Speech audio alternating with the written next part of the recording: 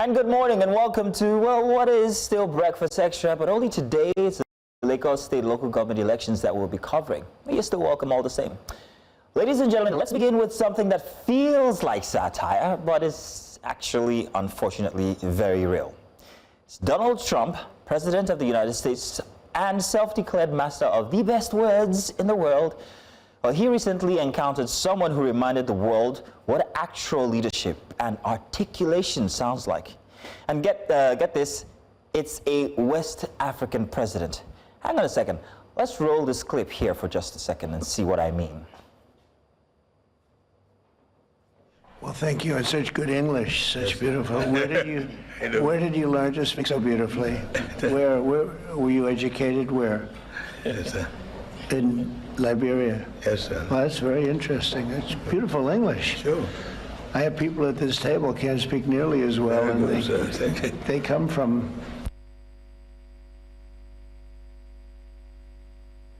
Surely you can see the very uncomfortable looks on the faces of the other people there. But yes, the president of Liberia, Joseph Boakai, distinguished man, isn't he? Now, you've seen that clip. Trump speaking in his usual chest-thumping posture, and then Boakai, calm, thoughtful, eloquent, responding like a man who had, at the very least, completed secondary school. And then suddenly, the comment sections were full of surprises because of Donald Trump's compliments to the Liberian president about his pristine English, as though being articulate is foreign to Africa, as though the presence of grace and clarity in a black man with power is a glitch in the matrix. Now remember, he had asked, where did you learn to speak such good English? I mean, what's alarming is not just the contrast between the two men, but the public's reaction. That President Boakai simply spoke well was somehow a shock. That in itself is telling us so much on the part of the American president. How informed is he exactly? How much about Africa does he know? Now, in case you missed the detail, Joseph Boakai, who, by the way, is named Sleepy Joe by his critics back at home in Liberia, now he may have dozed off once or twice during ceremonies. I mean, who hasn't? I plan to sleep through the requiem at my own funeral. But President Boakai, he didn't just sleepwalk into diplomacy. In fact, during his visit to the United States, he was composed, he was factual, and, might I add, he was very impressive. It's also as if competence doesn't need to yell. It's exuded, and exude he did. And then across the table, there was Donald Trump, who famously described African nations in unprintable terms, I can't say them here, struggling once again to find a coherent sentence in his own language, bigly. But this brings us to a bigger question. Now, if this is the way Trump perceives Africa, uncultured, inarticulate, underdeveloped, how much of that perception shapes the policies he's making that continues to influence Africa and, more recently, Nigeria? Because if you remember, not long ago, we saw the resurface of visa policies that require Nigerians to disclose their social media handles when applying for US visas. At first glance, yeah, it sounds ridiculous. I mean, who exactly are they trying to catch? Maybe people who are TikToking about traffic in Lekki. I don't know.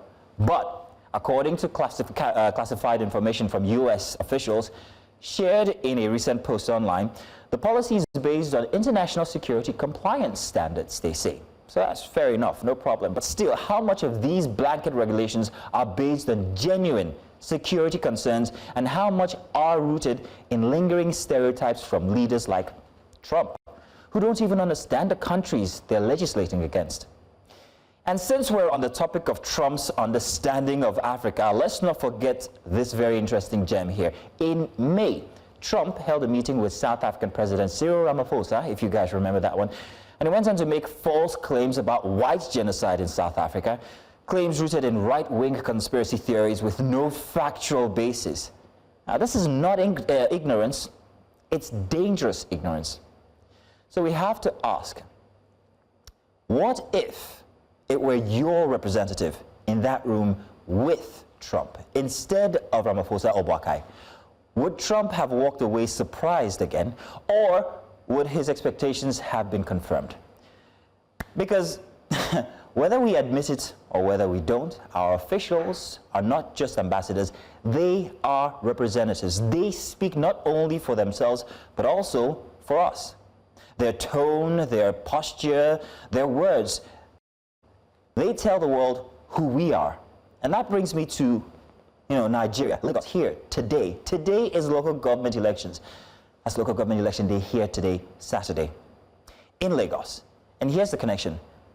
The people we elect at local levels often end up at the national table, whether you like it or not. These councillors, chairmen, party delegates, they are the pipeline to who becomes our representative worldwide. The Punch newspaper pointed out that most Lagosians don't even know who's running. That's not just apathy, that's absolute negligence. Because the candidates you ignore today could be the face of your country tomorrow. I mean, imagine a person who can barely write a motion paper now being the one holding bilateral discussions on climate finance in a few years. And yes, that is exactly how it happens. So the question isn't just whether our leaders are competent, it's whether we are making competent choices. Because if we consistently elect wrong representatives, people with no character, no composure, no understanding of the world, then we are ourselves complicit in the embarrassment we face internationally. We are the ones who are doing it to ourselves. Good representation is not just a presidential duty, it's a national obligation, ours included. When we fail to choose wisely, we're not just mismanaging our future, we're also misbranding our identity. So please, if you're watching this and if you're eligible to vote today, please, I beg you, go and choose someone who can represent you well. Someone who understands service, not just power. Someone who can speak to a room without embarrassing an entire nation. Because the world is watching, and whether we like it or not, the choices we make locally here today speak volumes globally. Now, before we move on into today's headlines, let's welcome my co-host, Judith Atibi. And Judith, let me ask you a very interesting question. Please, where did you learn your English? Well, the schools in Jeremy Felodu. Oh, see, even there.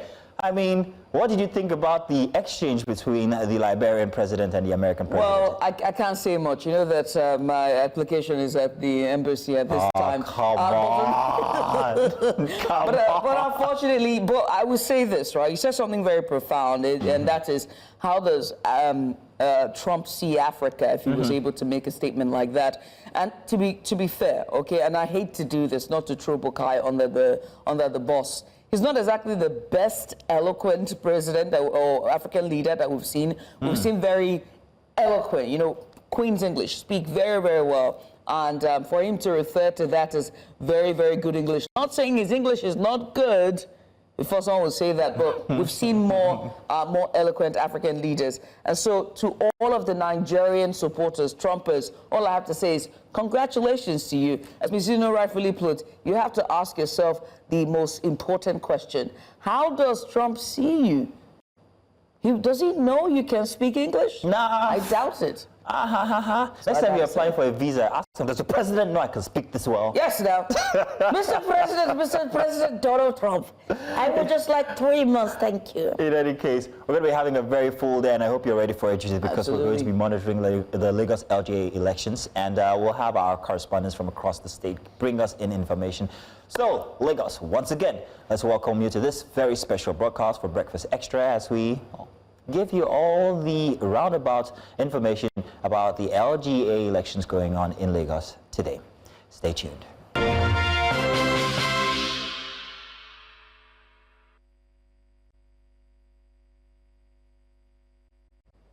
You're welcome through this special coverage of the Lagos local government elections. As always, it's good to have you join us with us this special Saturday broadcast of Breakfast Extra, but it's going to be the Lagos local government elections. We begin with a sweeping focus on Nigeria's local government elections, the key stories, the live updates, and the big implications So from Surulere to Ikorodu, Alimosho to Eti-Osa, we'll be getting ground-level reports from our correspondent that are scattered across Lagos State, capturing the mood, security, turnout, and the early concerns as voters head into the polls today. Still staying with the local government areas, we'll take on bigger governance questions, which are, what does true autonomy for local councils actually look like? And where are the checks and balances that ensure accountability to the people of the grassroots? Big questions. We tend to answer those questions. Those questions will be, and more will be answered in our, deeper dive segments with governance analysts and, of course, watchdog groups as well. We'll also bring you a special review of New Central's Town Hall series that happened earlier this week in Makurdi, the capital of Benue State, where voices from the ground and policymakers came together to speak on ending cycles of violence that we've seen across the state. We also will reflect on what we've heard, which is harrowing and heart-wrenching, and what was promised as well during that town hall meeting, and what still needs to be done. Then we'll turn our focus to Africa. On Focus Africa, we will wrap things up with some good news, some reprieve. The Super Eagles, or rather the Super Falcons, congratulations to them. They have booked their place in the quarterfinals of WAFCON 2024. We cross live for the mood because we've got our very own Eti-Osa. She's on standby at Casablanca, Morocco, to give us all the latest update on there and what lies ahead today. And before all of that, of course, we're going to give you all the in-depth analysis. But Mazino is back here on the table with me. Yes, indeed, a different setup than we normally would have. Yes, it is, because, today we're going to be very focused on the local government election, so we at least need somewhere to put our coffees on. Oh, finally.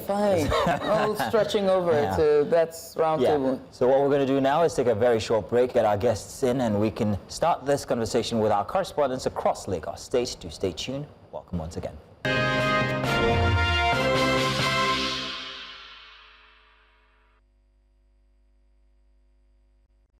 And welcome back. Now, before we get on to the business of today, that's the Lagos local government elections, let us take it back, throw it back all the way to Thursday, where New Central hosted a pivotal town hall under the theme Ending the Cycle of Violence in Benue.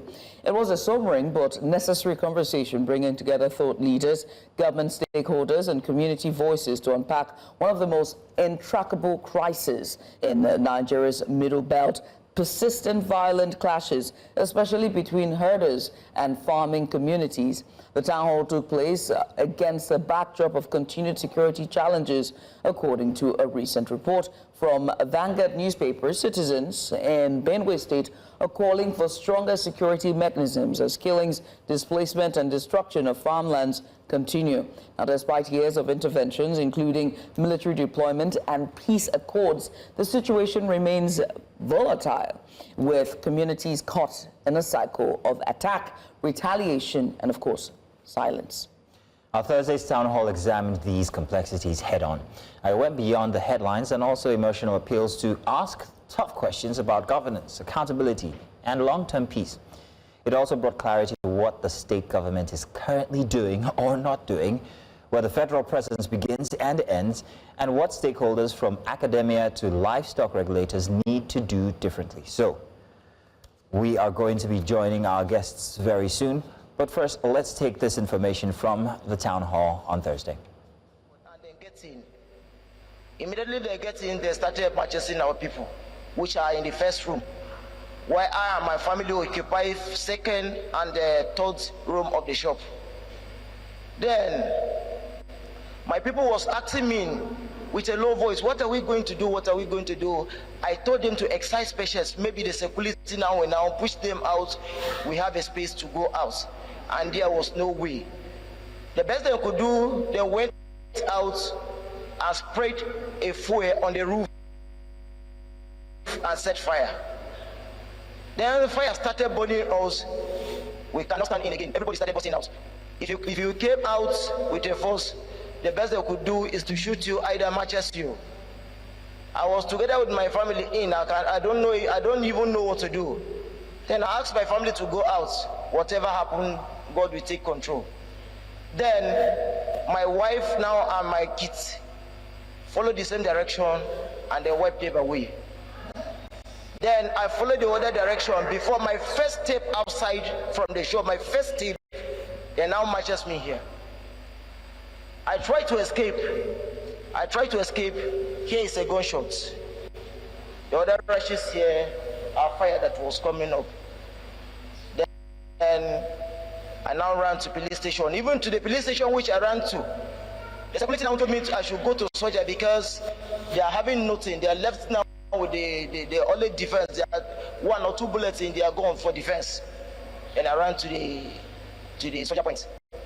That was what happened.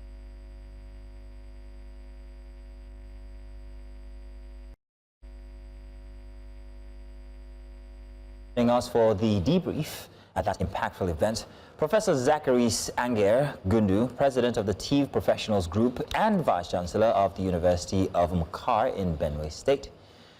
And also Dr. Andoaka Asambe, Director General, Benue Bureau for Livestock and Transboundary Animal Control, Benue State. Gentlemen, you are welcome. Thank you very much for joining us this morning to have this review of the town hall from over the week. So let me start with, let's see now, Professor Anger, if you don't mind. We do note that there has been some very interesting historical background when it comes to the relationship between the communities and authorities in Benue State. So we're asking, how far back does this go, and why does there seem to be that level of distrust in the community or versus the community and authorities? Well, it's quite clear that even though the government claims to be doing a lot for communities, you know, constitutionally, government is supposed to ensure security of lives and property as the topmost priority. And insofar as Benue State is concerned, and it's really not just Benue State, it looks as if there is a deficit from the side of government in trying to care and secure communities.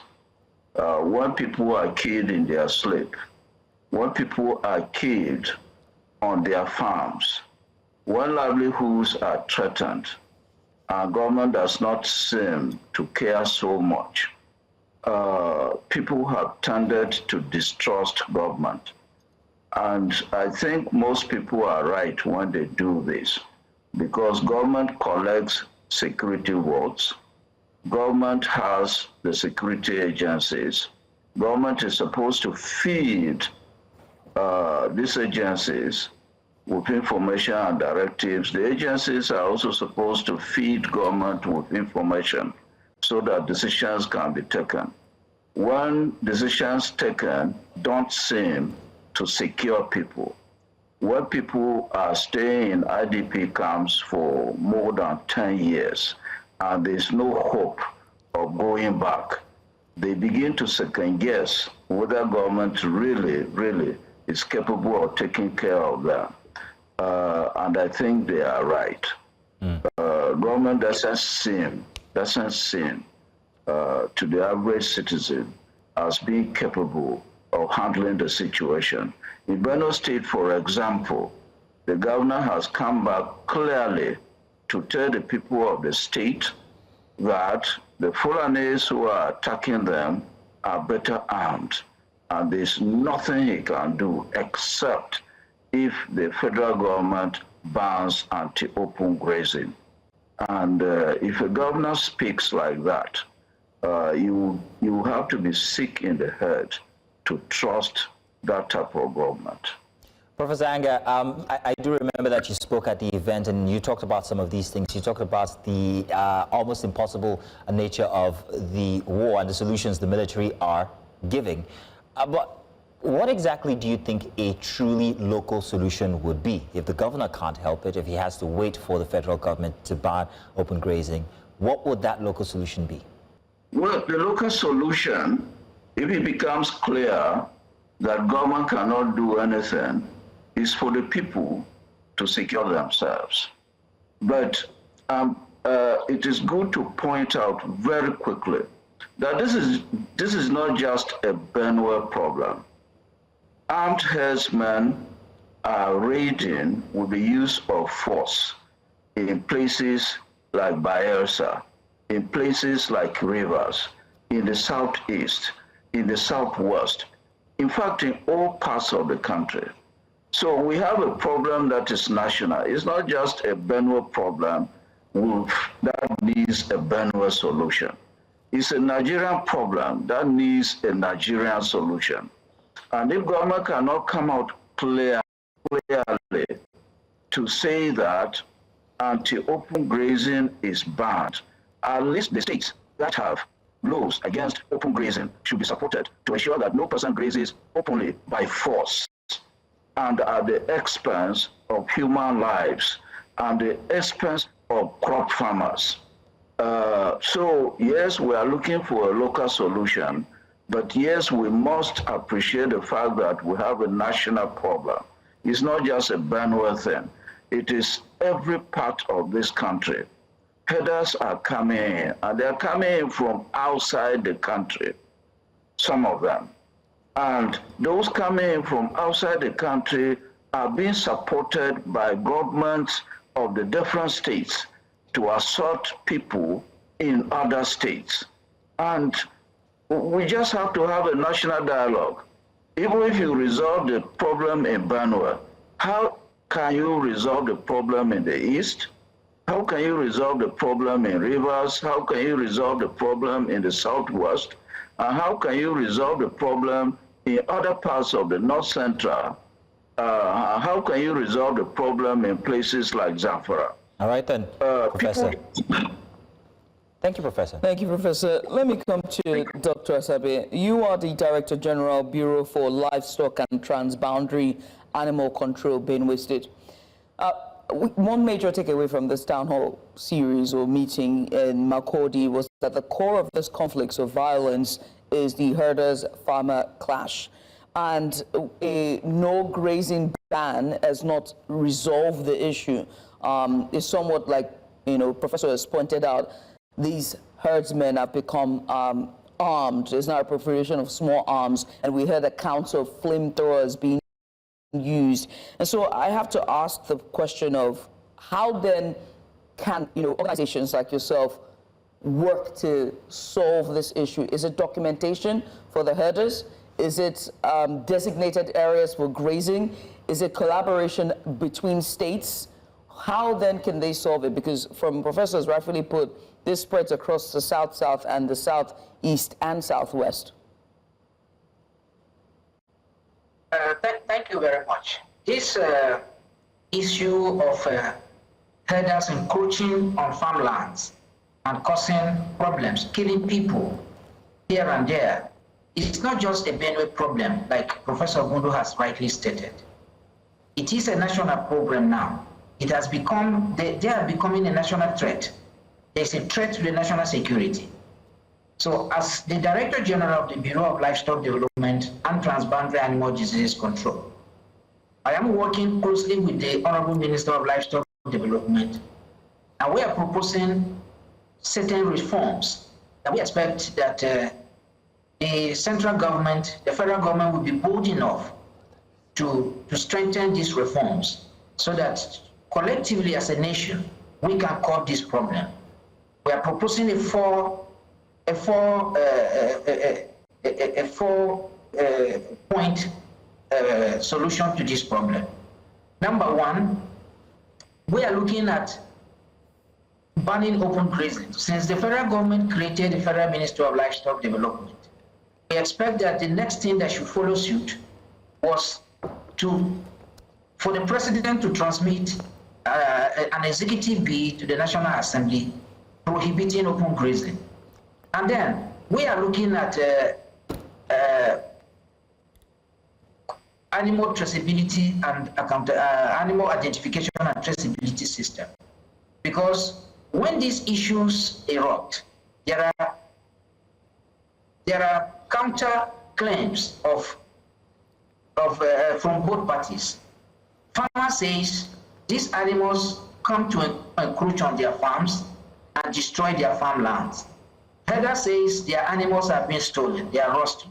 So we are proposing a livestock animal identification and traceability system where these animals will be tagged.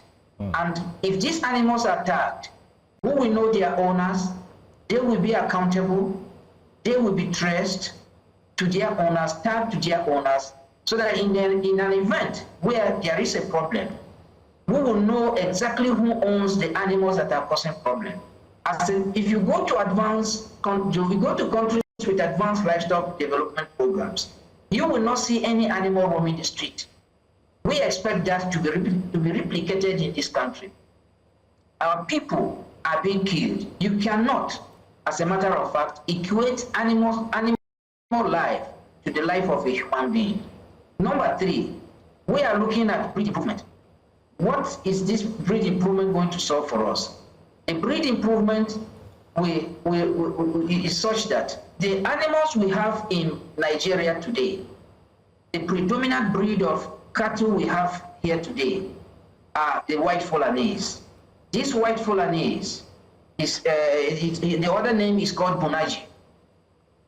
If you compare them with other improved breeds of livestock, of these animals, because principally we keep animals for 2 reasons.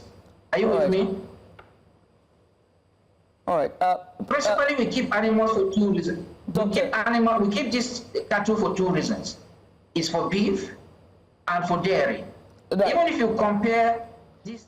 Doctor, so just a second.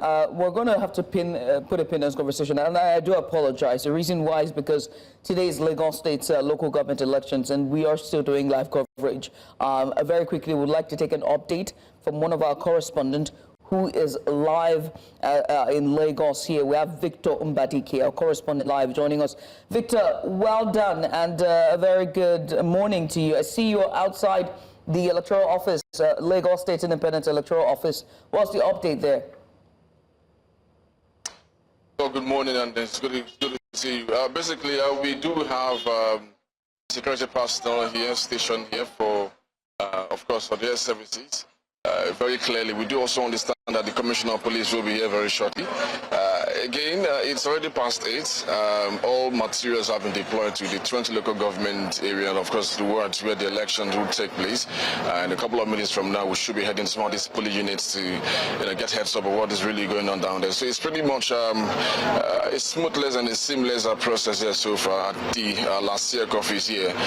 Some of the security personnel you see here would, of course, head to their stations when giving such orders. But here we have the police officers, we have the DSS here as well, we have the fire service, and then we have every other security personnel you can ever think of. They're all here stationed for some reasons.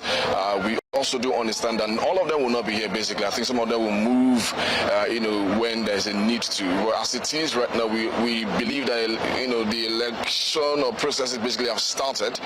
So we will have to head down very quickly down to Surulere to get, heads up in some of these polling units. So it's basically much smoothless and easy process here so far. Definitely come back to Victor for that update. Victor Mbadike, their correspondent, live at the LASIAC, which is the Lagos State Independent Electoral Commission, their head office in Yaba, Lagos.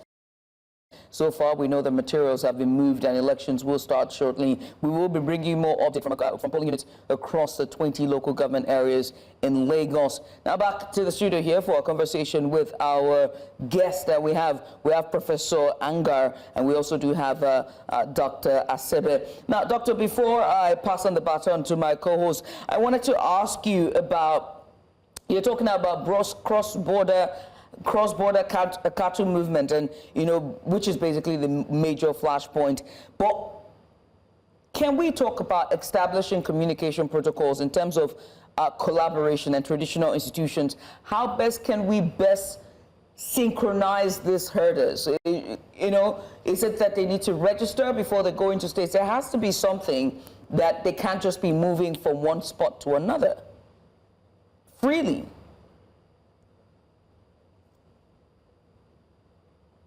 Dr. Asebe. I was explaining something. Yes, before we went on break, I was on the point of trying to explain that, first of all, we don't even know the owners of the people who owns these animals. So there should be a head count tagging these animals to their owners. and tagging them for the purpose of identification and traceability. If we do that, we will know who is responsible for a particular animal and who are the people who have these animals. Because probably the owners of these animals, they are not really the local Fulanis that you see them, or the local herders. Because if I mention Fulanis, it will appear I'm profiling the particular neighborhood. So the local herders that are out there, because the big men who owns these animals, they are responsible for the insecurity that we are having in this country. So it is very important that we identify these animals and tag them with their respective owners, so that in the case of security breaches, we will know exactly whose animals are responsible for what is bringing insecurity in our areas. And most importantly, certain outdated animal husbandry practices need to be phased out. And this should be a national policy. Since the federal government has agreed that livestock business in this country is constituting a national threat, it is important that the federal government enact a national legislation banning open grazing across all the 36 states of the federation. Thank you very much, Doctor. Coming back to Professor Anger. Professor, one rhetoric that continued even at the town hall was the fact that people believe that it's not just a herd or community clash, this is something else. There were words like genocide that were thrown about, and that had been thrown about even before the town hall. I wanted to know what you thought about these claims, whether they are true, whether this was represented properly at the town hall, and what solutions were suggested regarding these conspiracies of outright land grabbing. Actually, for people who are in Benue and many parts of the country, they are shifting away from the narrative of clashes. They are shifting away from the narrative of clashes. At the town hall, the point was made very powerfully that it is only two elements that are moving that would clash. If you come to my house while I'm sleeping and you murder me, you burn me down, you take your cattle to my farm and you eat up my crops, if you threaten my livelihoods, and you are coming from, you are not a neighbor, you are coming from a distance, we are not clashing, you are attacking me. And of course, if you burn people down, you burn babies, you burn old people, then it is genocide. The claim was also made, particularly by the Eti-Osa person, that people were killing their own cows, people were rustling their own cows.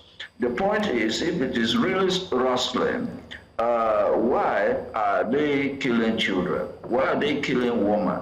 Why are they killing old people? Why are they burning settlements down? And why are they annexing settlements? So when they say it is rustling, it is not the issue. If it is rustling, they will go after the people who are rustling their cows. And a lot of Nigerians also don't know that all this business of cattle rustling came with the Fulani themselves. There is a Fulani group called Odawa. The Odawa were the first people to bear arms in support of the Fulani cause in this country. The Fulani recruited them initially to protect them so that they can herd their cows across the country without any challenges. And then they were not paying them very well. So the Odawa decided to start rustling their cow. Cattle rustling is a very technical business. You can't just, if you don't know the language of the cattle, you cannot rustle them. But I want to go quickly, to say certain things which my colleague on the program has alluded to. I hope you can summarize these points, sir. Please do summarize.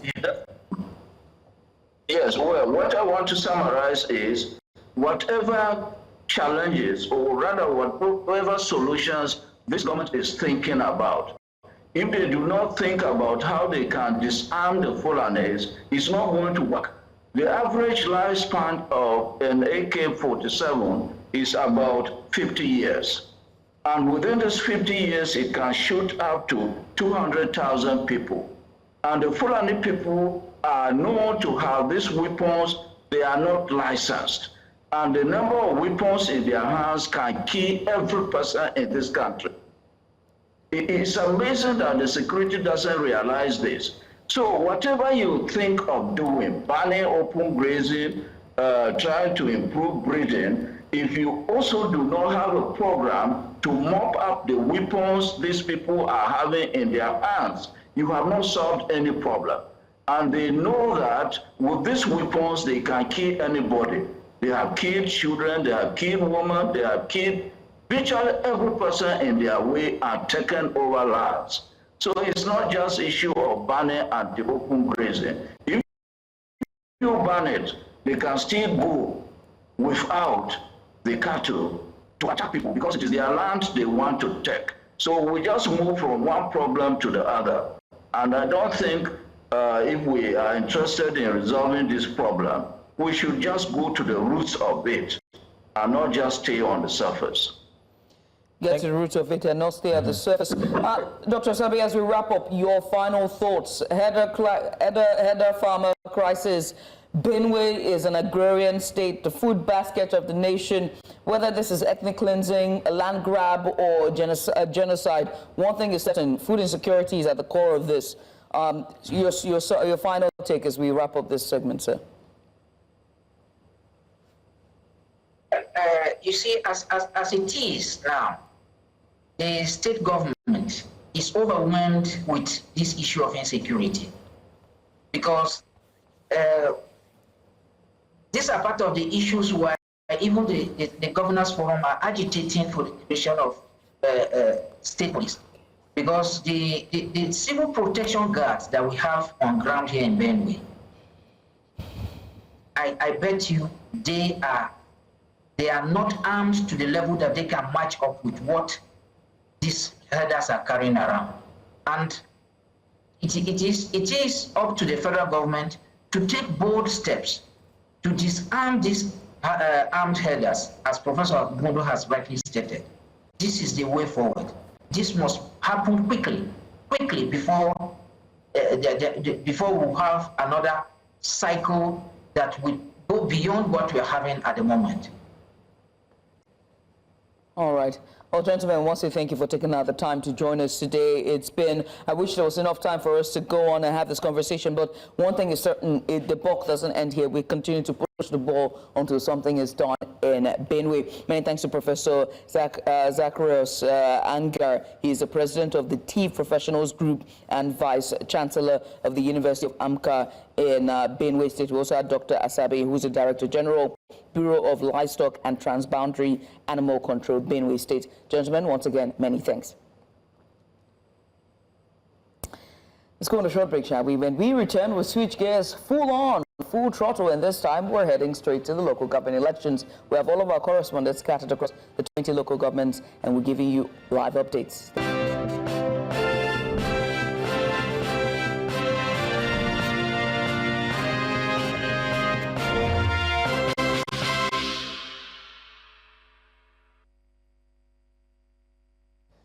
Welcome back. Now, as Lagos State heads to the polls today in the local government elections, scrutiny isn't just on the candidates or political parties, but also on the body tasked with running the election.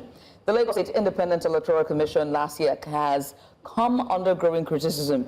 Earlier this week, during an appearance on Politics Today, the LASEC chair struggled to clearly explain the voting process from accreditation to collation and final result, a declaration.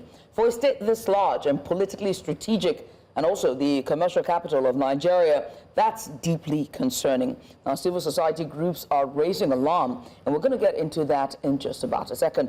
But in a recent public statement by EIE Nigeria, which is Enough is Enough Nigeria, they flagged the Commission's poor voter education, lack of clarity on collation procedures, and the overall opacity of the process. With limited access to real-time voter information, residents have expressed confusion and apathy even as election day unfolds. we're going to get into all of that, but also we want to talk about something that is also very important, and that is the local government elections. More specifically, the local government, the issues that they face, the institution as a whole, and what we look forward to in the next 4 years with the 20 local government in Lagos State. We've got two gentlemen in the studio. Zoom is going to do us the honors. Yes, indeed. Joining us here is President of Team Nigeria for Change, Mr. Bestman Nze Jumbo. He's joining us here in the studio. And also we have Felix Tijumola Agbola, his ADP Lagos State Secretary. You are welcome. Thank you very much, gentlemen, for joining us for today's broadcast. Thank you for having me. It was my pleasure being here. Let me first ask a blanket question to both of you. Are you pleased with the efforts of LASIK so far for the Lagos local government elections that we are currently having? Well, I'm being informed that we have our correspondent out already, Israel Efirobo. I'm not exactly sure his location, but let's take a status report on his location and what's happening there currently regarding the LGA elections in Lagos. Israel Efirobo, thank you very much for joining us. Can you give us a status update of what's happening at your location?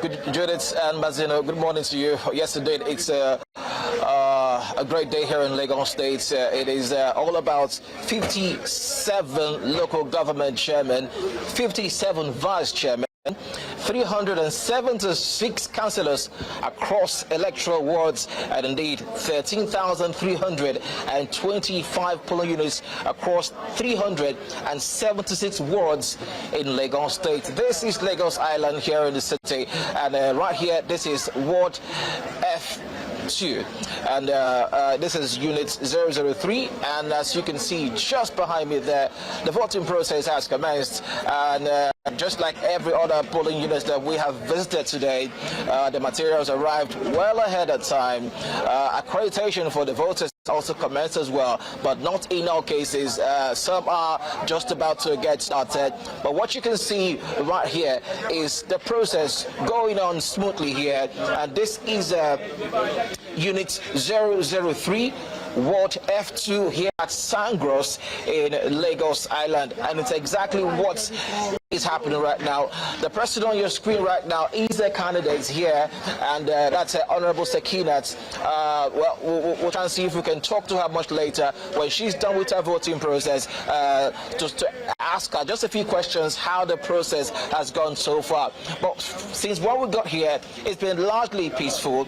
People are going about their usual businesses within a confined environment, because there was a restriction of movement for this election, and are they excited? Are they enthusiastic? Well, they seem to be enthusiastic about local government elections here. I've not quite seen a case of apathy here in Lagos Island. So far, so good. The people seems to be trooping out and going about the business of ensuring that they are doing their civic responsibility, which is voting. And like you do know, the local government is indeed a very, very key component of governance here in Nigeria. Well, that's exactly what has been happening. We will try to keep track of the whole process. Verification has happened, voting has commenced, the people are orderly, and this is simply Ward F2, Unit 003 here at Sangros in Lagos Island. Let's quickly now turn our attention now to one of the voters here who also is a candidate here. Talk to us. This is News Central Television. Introduce yourself. My name is Honorable Sekinat Adebimpe Shabiolebe, candidate for APC, All Progressive Congress, Ward F2. We just saw you live on television going about your civic responsibility. I mean, you just voted. How will you describe this process? The process is fair, honest, and credible. What are you expecting? Are you satisfied with the voter turnout here today? Yes, I'm satisfied with the turnout of people. People come out in mass, as you can see. People are here to exercise their rights, civic rights. And I'm happy to see them coming out. Do you have any sort of complaints, any area you think the Electoral Commission can improve upon to ensure that things go a bit faster or smoother? Any complaints so far? whatsoever? No complaints so far. Everything is perfect. All right. Thank you so much, Honorable Sekinat. Well, Mazino, Judith, this is the situation here at Ward F2, Unit 003 here in Lagos Island. They call this place Sangros. If you're very familiar with it, we understand that the governor of the state will be voting much later in the day. We will try to keep track of that movement once we leave this place, as we can bring updates on what that will turn out to be. Mazino. Thank you very much, Efe Roba. Thank you indeed. We also have Kpandei, who is out and about in Lagos as well, and she is in the Ikeja area, if I'm not mistaken. Let's take an update from Kpandei. Chairman, good morning. Thank you very much for joining us. Please, would you give us an update on your location this morning? All right, good morning, Mazino. So we're at Ikeja, polling unit 04. Voter accreditation is just about to start. The materials arrived about an hour ago. So we've been here monitoring what's going on. So far, there are quite a few people that have come out to cast their votes today. It's election day. The people are excited. They are pumped to make sure that they vote for their own future local government chairman and the future local government vice chairman. But we're going to be speaking to one of the voters here to tell us how he's feeling today. Why is it so important for them to come out and make sure that these grassroots elections are being handled and held within Lagos? Please, sir, can you tell us your name? My name is Charles Kpandei. I was born and bred in Kenya, and if we specifically, my brother lives in Songo, but I had to come to Kenya to sleep in the night because of this election. It's so important to be because this is the first time the most credible candidate has been necessary to seek commissioners. It's been studied to the government for 2 times. So it's not much more experience than several other candidates. So I feel like you're all right, so I love that right there. He slept in Ikeja to make sure that he casted his votes today. That's how important it is. And of course, he has a favorite. But let me ask you, does party play a role in the voting that we're going to be seeing today, especially for you? For me, I'm not a political person, but what is important to me is good governance. And I know Akim Dauda will deliver for Ikeja local government because he is tied to somebody.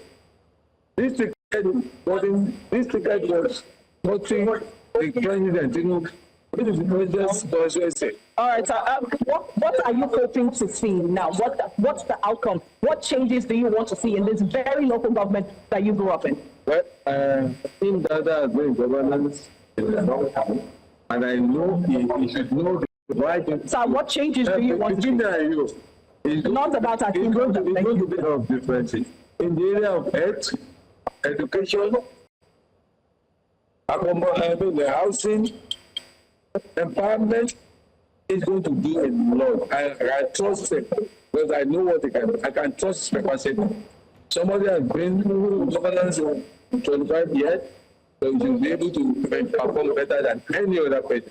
All right, so why is it so important for Nigerians, especially within this ward, to come out and make sure that they cast their vote today? That means they should look for better opportunity. And better opportunity, that's the right one for you. Better opportunity, come. I've not seen the kind of turnout before. I've done election in Ikeja the last 30 years. I've not seen this kind of turnout. But I knew people, I know people trust him very well. And they know he will perform when it comes to them. So that is why he's going to do very well. I can enjoy it. Thank you very much. Well, we all do have our favorites when it comes to elections. But you know what, we're going to keep monitoring what's going on and how voters are feeling today. All right, thank you very much, Kpandei, and we'll continue to come back to you and our other correspondents across Lagos for more information. Thank you. Let's come back into the studio here where we have our very interesting guests with us, and I'm going to start by asking the questions that I was already primed to from before. Mr. Kpandei, let's ask what you think the, first off, apparatus put in place for this local government elections. Are they satisfactory to you currently, from what you've seen and also from the reports that we have brought? Well, for once, I think we're beginning to get the feel that we used to have some years back when it's election time. This is one election that brought so much joy to me in the sense that I saw people excited. You know, it looks as if it's even the general election. The frenzy, the atmosphere, the campaigns, the preparedness, even the police show of strength, everyone. This is what we are used to years back. But suddenly, it seemed that we lost it over a period of time. And I think this is one election that we are beginning to see a return of those activities that you and I used to associate with elections. And, well, let's ask you as well, Mr. Tejumola. Yeah, thank you very much. For me, there has to be a post-election, pre-election, post-election, and the election time. For the post-election, I will score the LASEC chairman below average. Below average. Well, far below average. Let's note that the elections have only just commenced, but you're already scoring him. Yeah, because I know where the angle I'm coming from. You're in pre-election now. Pre-election, so sorry, pre-election. All right. So I'm a member of a political party, so we normally have a meeting with her in our office. Many political parties have been disenfranchised already. Many of them. Why do you say so? They are not in the ballot. They are not in the ballot. But we haven't seen the ballot yet. I know, because I'm an insider. I have a meeting with them. And most parties, like my party now, we are not participating. How many parties participate in? I don't think they're up to 5. You don't think up to 5? I don't think up to 5. So all of, and you say that your party, because we know we have about over 30 political parties. 19 political parties. 19 political parties, pardon. And so you're saying out of 19, only 5 that you know, with your knowledge and your private meetings with LASEC, only 5 is on there. Yes. Why is that? Why is that discrepancies? Is it on the part of the party or the part of the... Of the LASEC. Why would you say that? Because they're not here to defend themselves. No, of course, yeah, I'm a national, I'm on TV, so you're hearing me. Yeah. Election should be something that is all-inclusive. We're a major stakeholder in the election. In this democracy, a party is a major stakeholder in this. But when the chairman is making things so difficult for us, so difficult for us, you cannot build party to be paying money to pick a form. In the national election, nobody cares. The party are the ones that have the right to sell form. And you know my party, we're not a holistic party. We're trying to encourage people to join so that they can contest and run. But when you now put a fee on each form, we call it a running or administrative fee or something, for 100K for a chairman, 70K or 75K, I can't remember, for vice chairman, and for the councillor, 50,000 naira. That means we want our party to cough out almost 30 million naira for you, for LASEC, for us to get a form. And we had a discussion with the chairman that no, let this thing be free so that all parties can. The beauty of election is let everybody come on board. I see this more of an APC election. I see it's more of APC election. There's no contest anyway. If you move around, you hardly see posters of other political parties. I'm wondering whether Mr. Bestman actually agrees with that. You're all for Nigeria for change. I wanted to... Yeah, please go ahead. I don't agree with him because I sense a sense of conceding defeat even before the D-Day. Because a situation where here we are, you're already getting the post-election activities of an election that is yet to hold. Then when you talk about a political party not being able to participate due to maybe lack of funds, I mean, that is not the problem. I think that's not the problem of LASEC. Every political party is supposed to fund itself. I was going to add to that, Ms. Bestman, here regarding these political parties, their visibility, the fact that this election we pretty much didn't see much when it came to campaign. And we're wondering exactly whose fault is it? Is it LASEC? Is it the parties themselves? Is the apathy now even up until the party, within the parties? And whose fault, whose responsibility? I think seriously we need to we need to do a kind of reorientation when it comes to local government elections in Nigeria. And that's my joy that very soon, INEC might need to take over the local government elections, because we've come from a background of why should we participate when all the states, the governments at the state level, the party at the state level will win basically all the local government election, the chairman, the councillor. So that's been happening over the years. And that might have just put some level of apathy into the parties to contest for local government elections. So that's a different ballgame entirely, because I don't believe we should just stay here, condemn an organization that is doing, let me say, the best they can do within the circumstances and within the electoral law.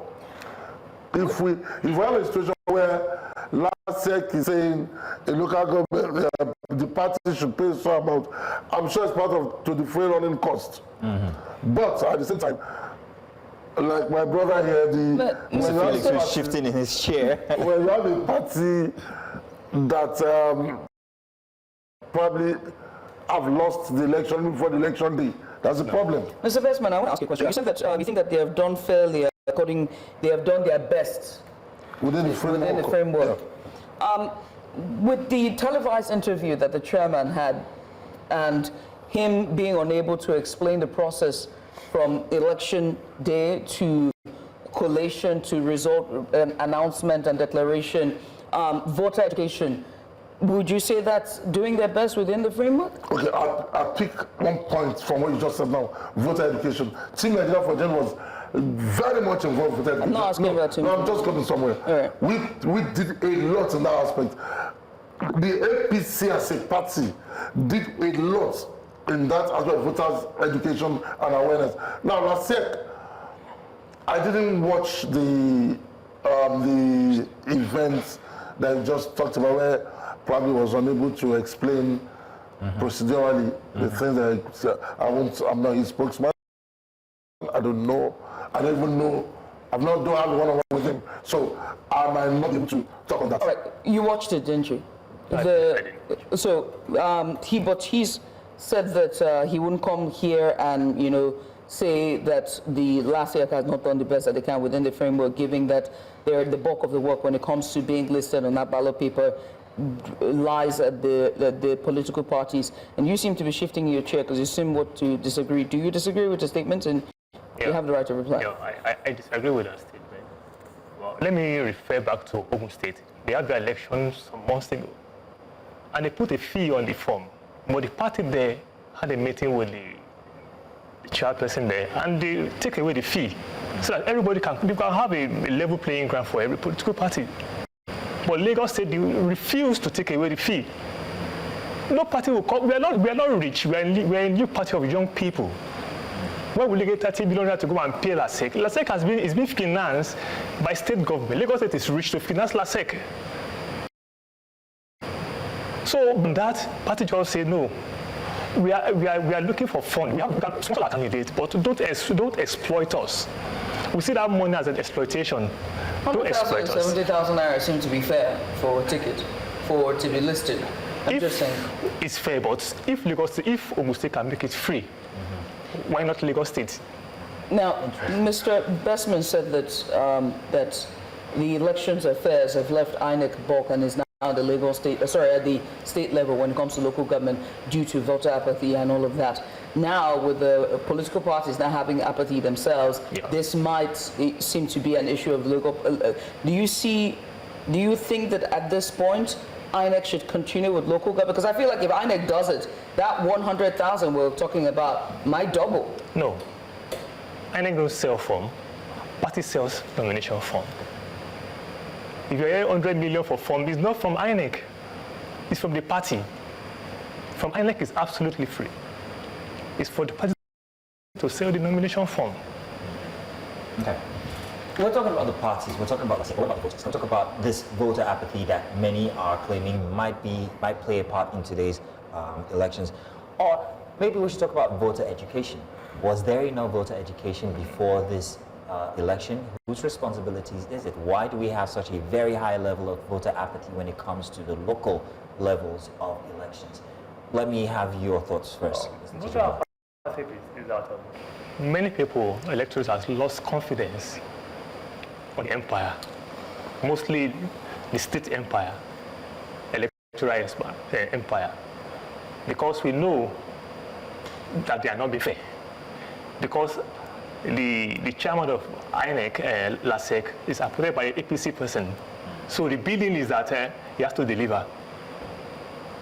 And look at the voters' education. I didn't see any. I didn't see any. Even the jingles they talk about, I didn't hear any jingles. I didn't see them on the streets talking to people. So local government election, just let us have today, let them just fill the form, fill the whatever, and they announce. We are okay with it. But that's not the best way to go about it. Because we fit the wrong people in those positions. If there's a contest, you will get the right person to run, and the right person will win the election. I'm going to come to Mr. Bestman here regarding that same question before we start talking about local government autonomy. But regarding voter apathy, voter education, what should it be like? Because you advocate for that, or you advocate for Nigerians getting involved in, especially at the local levels. What apparatus could work? I also differ from him. Once again.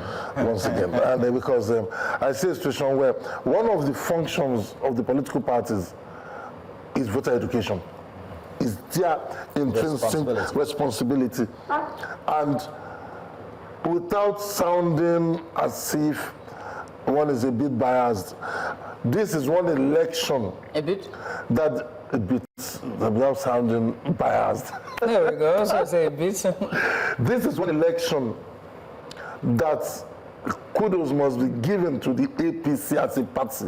Why do you keep calling APC? Because this is one election that I'm very much involved as an organizer. My organization is very much involved. APC? My organization, the Team Nigeria for Change. Okay. And then go everywhere in the states. It's only the APC campaign machinery that we were seeing. A couple of places I saw PDP, a couple of places. Now, the voter education thing is supposed to be handled by the parties and the NGOs. We did a lot. Excellence Hotel, Airport Hotel, calling people out to come. We need to take away this apathy. We need to be involved. The moment you accept defeat, even before the day, you are not doing the system any good. It's where the parties just sit. Now let me give you an example. Let's say there was any fee, and it becomes an all-comer affair. Is our political evolution mature enough to handle an all-comers affair? I don't think so. So there must be some level of restrictions, checks, which should not hinder participation. Now, why do you think the other parties couldn't campaign or didn't bother campaign? We are also in a situation where I saw a couple of PDP campaign. I saw some Labour Party people also campaign. But not as aggressive as the APC. Not as aggressive because many of them are not living up to their billings as political parties. No. That's my opinion. Okay, for example, the ADP. Okay. As much as I'm involved so much in our political process, I'm seeing an ADP man for the very first time. So what does that say about their own awareness machinery? So he does have a point there, Mr. Tejumola, doesn't he? I mean, if you look through the past many weeks, they have been very, personally, it's been very rare. If my brother is a NGO that handle political affairs, or Yaga Africa knows all political parties, and he invite us. We are there.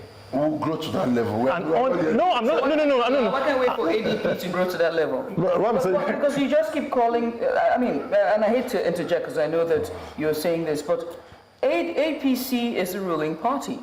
The PDP was once a ruling party, one of the biggest opposition in Nigeria. Labour Party came out of obscurity and became a third-man horse race in the 2023 elections, and have had, sizable grounds when it comes to national affairs. Presence, yeah. So you are calling 3 major parties at this point. The ADP may not be known to you, but don't you think it's unfair the way you keep misaligning them regarding voter education? Because the very roles of electoral commissions, besides conducting elections, are voter education. Sure. Because when elections are not happening, they're either registering voters who have come of age and they're educating them on how to safeguard their votes and vote properly. So why should the political parties be saddled with that responsibility when these commissions are paid annually or every election year cycle to do this? Is that a question for me? It's a rhetorical question. It shouldn't be rhetorical. Judith, just a second. I was really hoping that you would land on the question that I had asked initially. But you can go ahead and answer her question now. No, it was a question. Go ahead. The last local government election was in 2021. In Lagos? Yeah, 2021. And after the election, let's say going to coma. No activities, nothing, the office shuts in the local government area. Then they started reviving those offices after a few months to the election. Do you think that kind of empire can perform? No, they cannot perform. And when my brother talk about party going ahead and have a voters education, we can only do that within the confine of our party. Even we can't do it on the national TV. We are not campaigning, we're a political party. But LASEC is saddled with the responsibility of doing that. Even if it should be a continuous process, don't wait until when you have some few months. Voter education is one thing, then the party doing its own PR is another. Is LASEC also involved in that, or should they be the ones to push these individual parties to go out there and make people aware of what they would be able to do if they are elected into power? Or have they just, relinquished everything and say, okay, the ruling party is already doing that, and they're going to get anyway? So, because it seems like, the word is very apathetic on the side of all the other parties. I think it's much more involved. I'm sorry, we're going to have to take a break. We're going to come back and complete this conversation. But let's take a quick break right now. When we come back, it's going to be the same conversation here with our gentlemen inside of the studio. We'll be right back.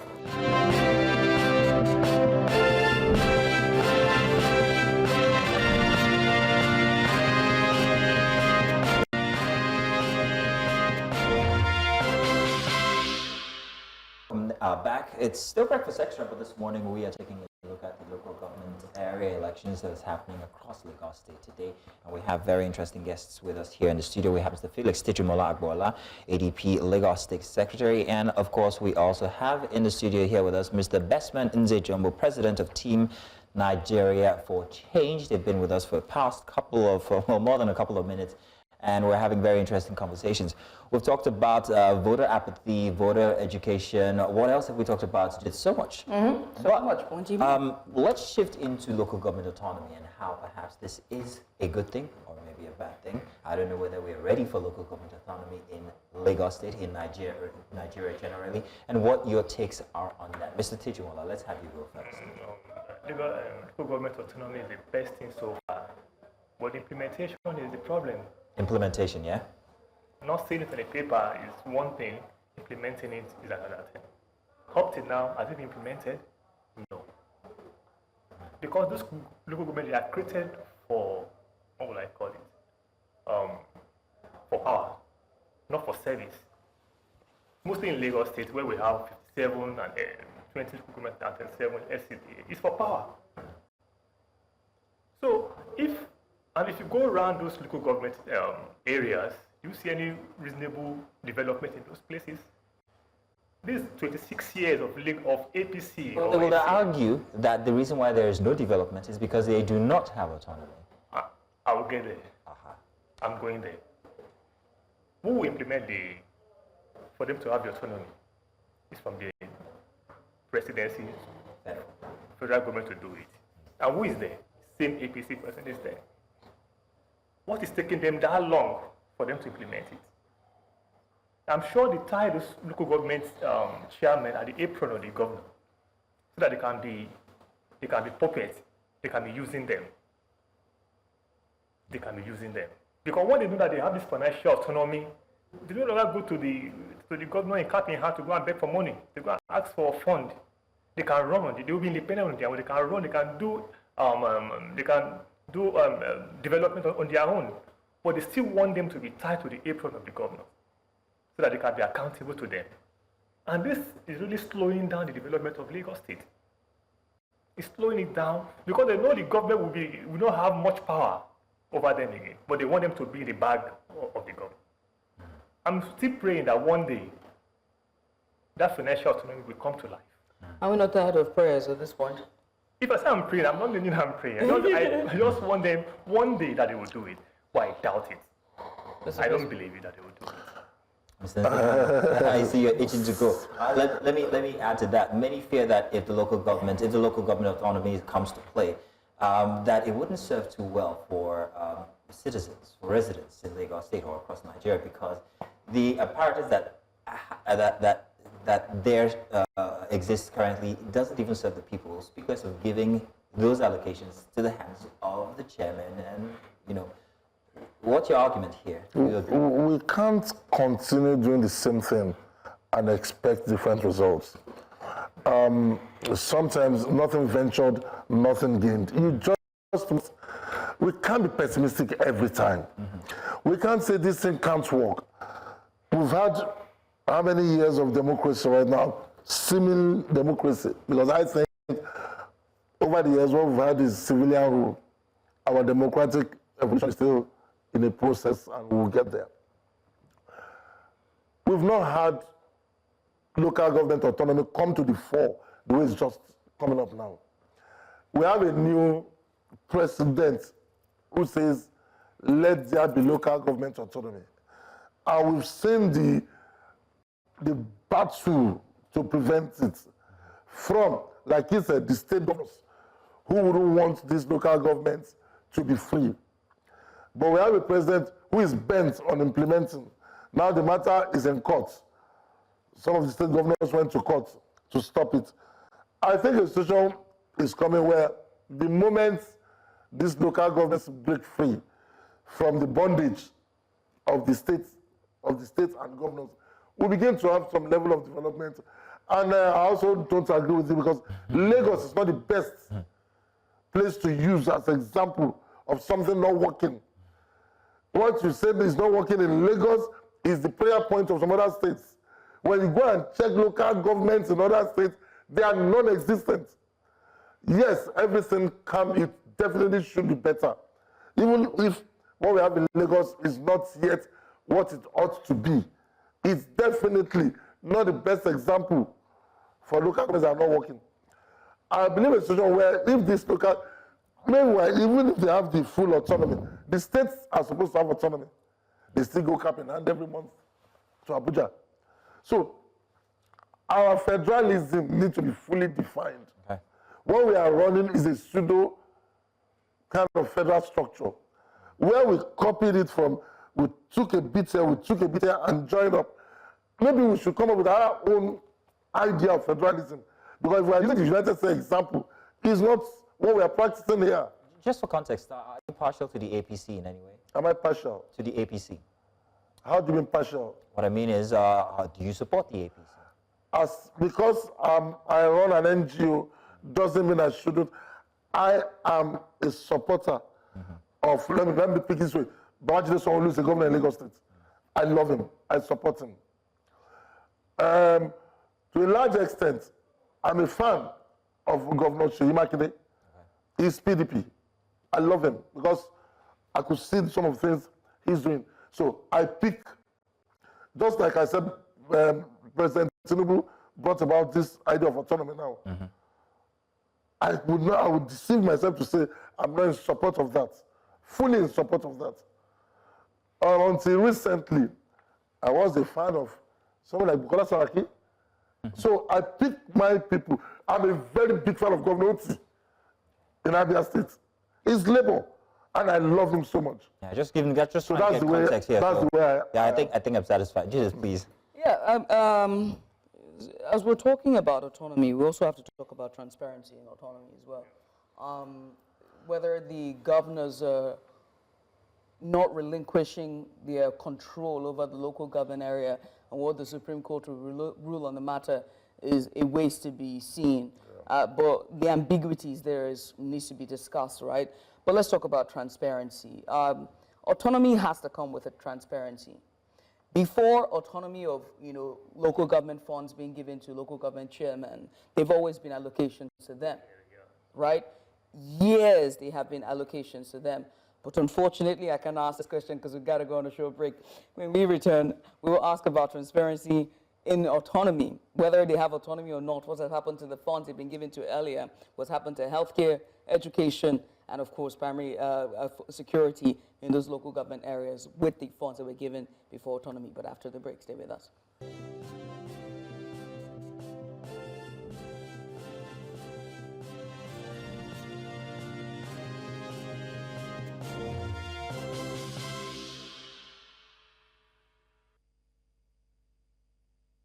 And you're welcome back. We'll continue with our live coverage of the Lagos State local government elections, as elections have commenced across the state on all the 20 local government areas and across polling units scattered across the local government areas of the state. Here in the studio, we've got Bestman Nze Jumbo.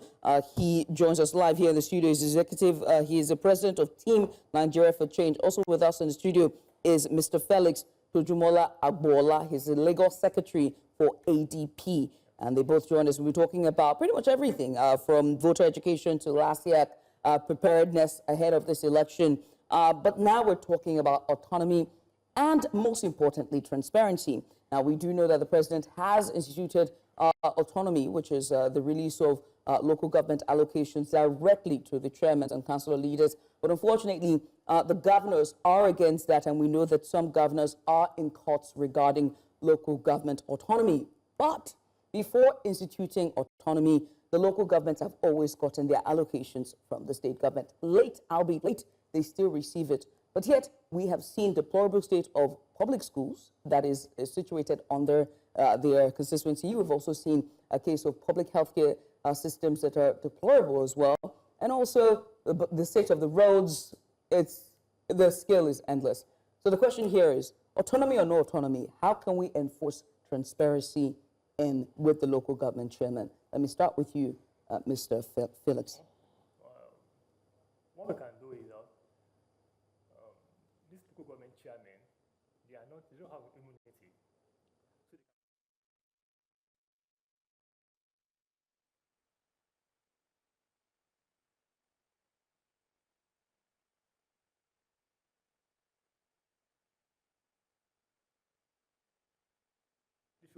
Monitor the fund, how the money is given to them, how it's been spent.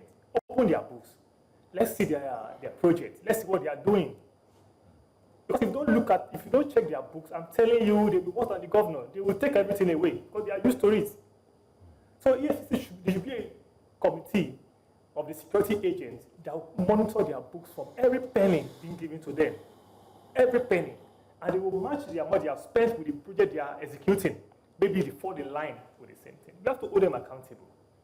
Because when we have a working local government, Nigeria is settled already. If all the 774 local governments are functioning optimally, they are doing their normal work, the country is fair already. Because they make up the whole nation. But because they are not doing what they ought to do, that's why the country is in jeopardy, is in mess. Because each area has its own local government area. If one person, I will just mention one person that is performing in Lagos State, somewhere around Eti-Osa or somewhere, Agbo or something. The guy is a local government chairman, maybe LCD, I can't mayor or something. Mm-hmm. Fantastic well. If you can have like 50 of them or 20 of them in Lagos State, I'm telling you, even the housing problem in our locality will be reduced. Not everything will run to the governor and say, governor, the house rate is so expensive and it's so high. Right. Until the young people or the poor among us can afford a home for themselves. Without that, the government has failed. And that should be some of the work of the local government. Okay. Affordable housing. So, still on transparency, Bestman, you are the president of Team Nigeria for Change. How can we ensure transparency with the local government chairman? Once more, I agree with him on the issue of accountability. This time you're agreeing with him, other times you don't. I said once more. Okay. Once more, let's try now. Because, but I'll take it from the perspective of, it's not just the FCC or the security agencies. I think the people should ask questions. We are getting to that stage where we shouldn't just focus all our attention on the president and the governors only. We should also begin to ask questions of the local government chairman. The moment the autonomy comes to play, you will know that, hey, you guys are receiving so much of our money. I won't keep quiet anymore. You mentioned a local government that has impressed you. In all honesty, there are a whole lot of them around the country working too. But I'm sure such a person will do more with more funds. There's a guy in Ojodu SCDA. I was shocked to hear that they are even doing surgeries, medical surgeries, for free. Some of the things they do, they also don't come out to let the people know. I was so shocked. Not just go do your eye test, surgeries, hernia surgery, what's this lady's own? When the lady wants to give birth? Cesarean section, appendicitis, surgeries for free. I was shocked. So that gives an insight into how the operations will be with more funds. And again, when we're talking about autonomy, we should now still be looking at more qualified, better qualified candidates occupying those offices. Oh, I was going to come to that. Because right now we are having just maybe when they say you must have school start, not school start, even primary 6. That shouldn't be. That's not good enough.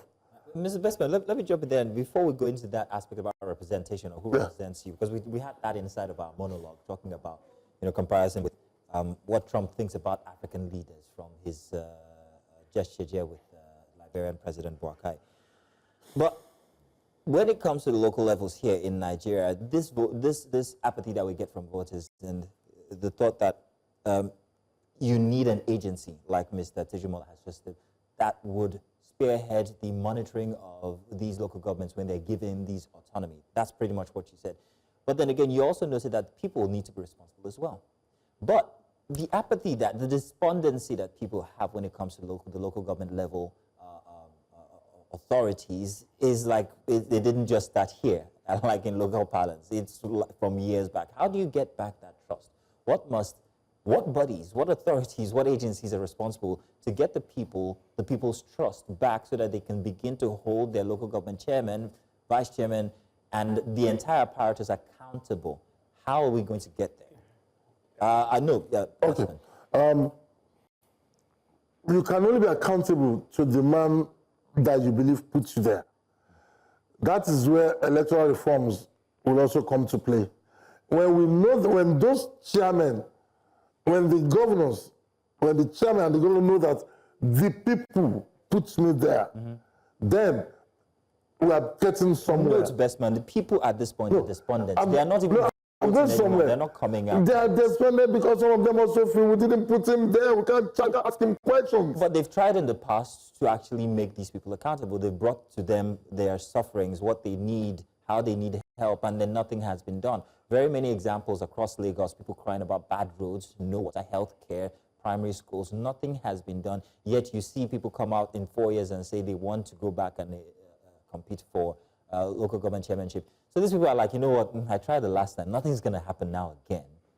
So how can we now ask the people to hold these local councillors, these local chairmen responsible? I don't agree with you when you say nothing has been done. Well, I exaggerate. No, exactly.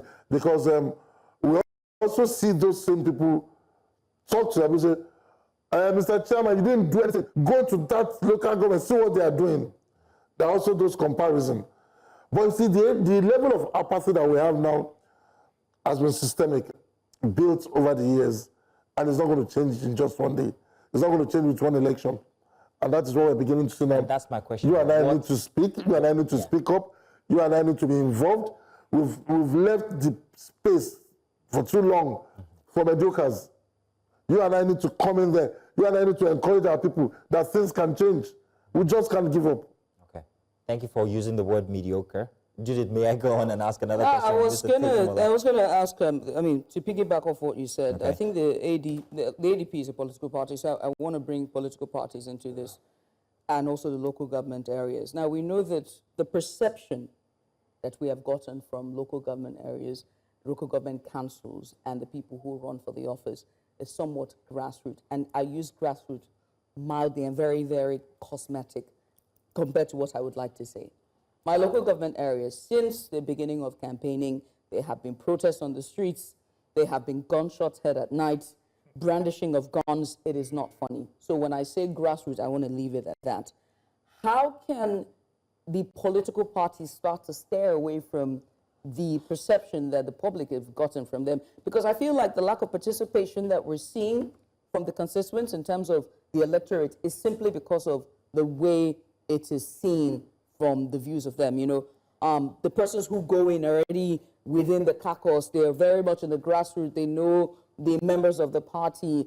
If I were to come in my shiny suit to go there, I would have to go to meander with these people.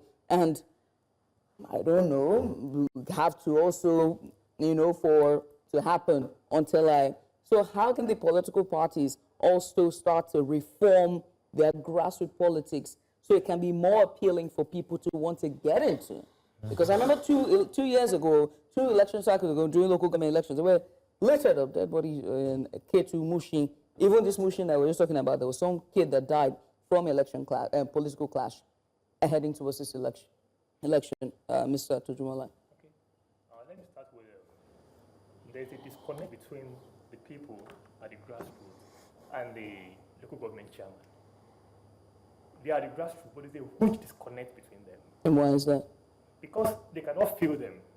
They are the grassroots, but you cannot feel them. You cannot feel anything they are doing.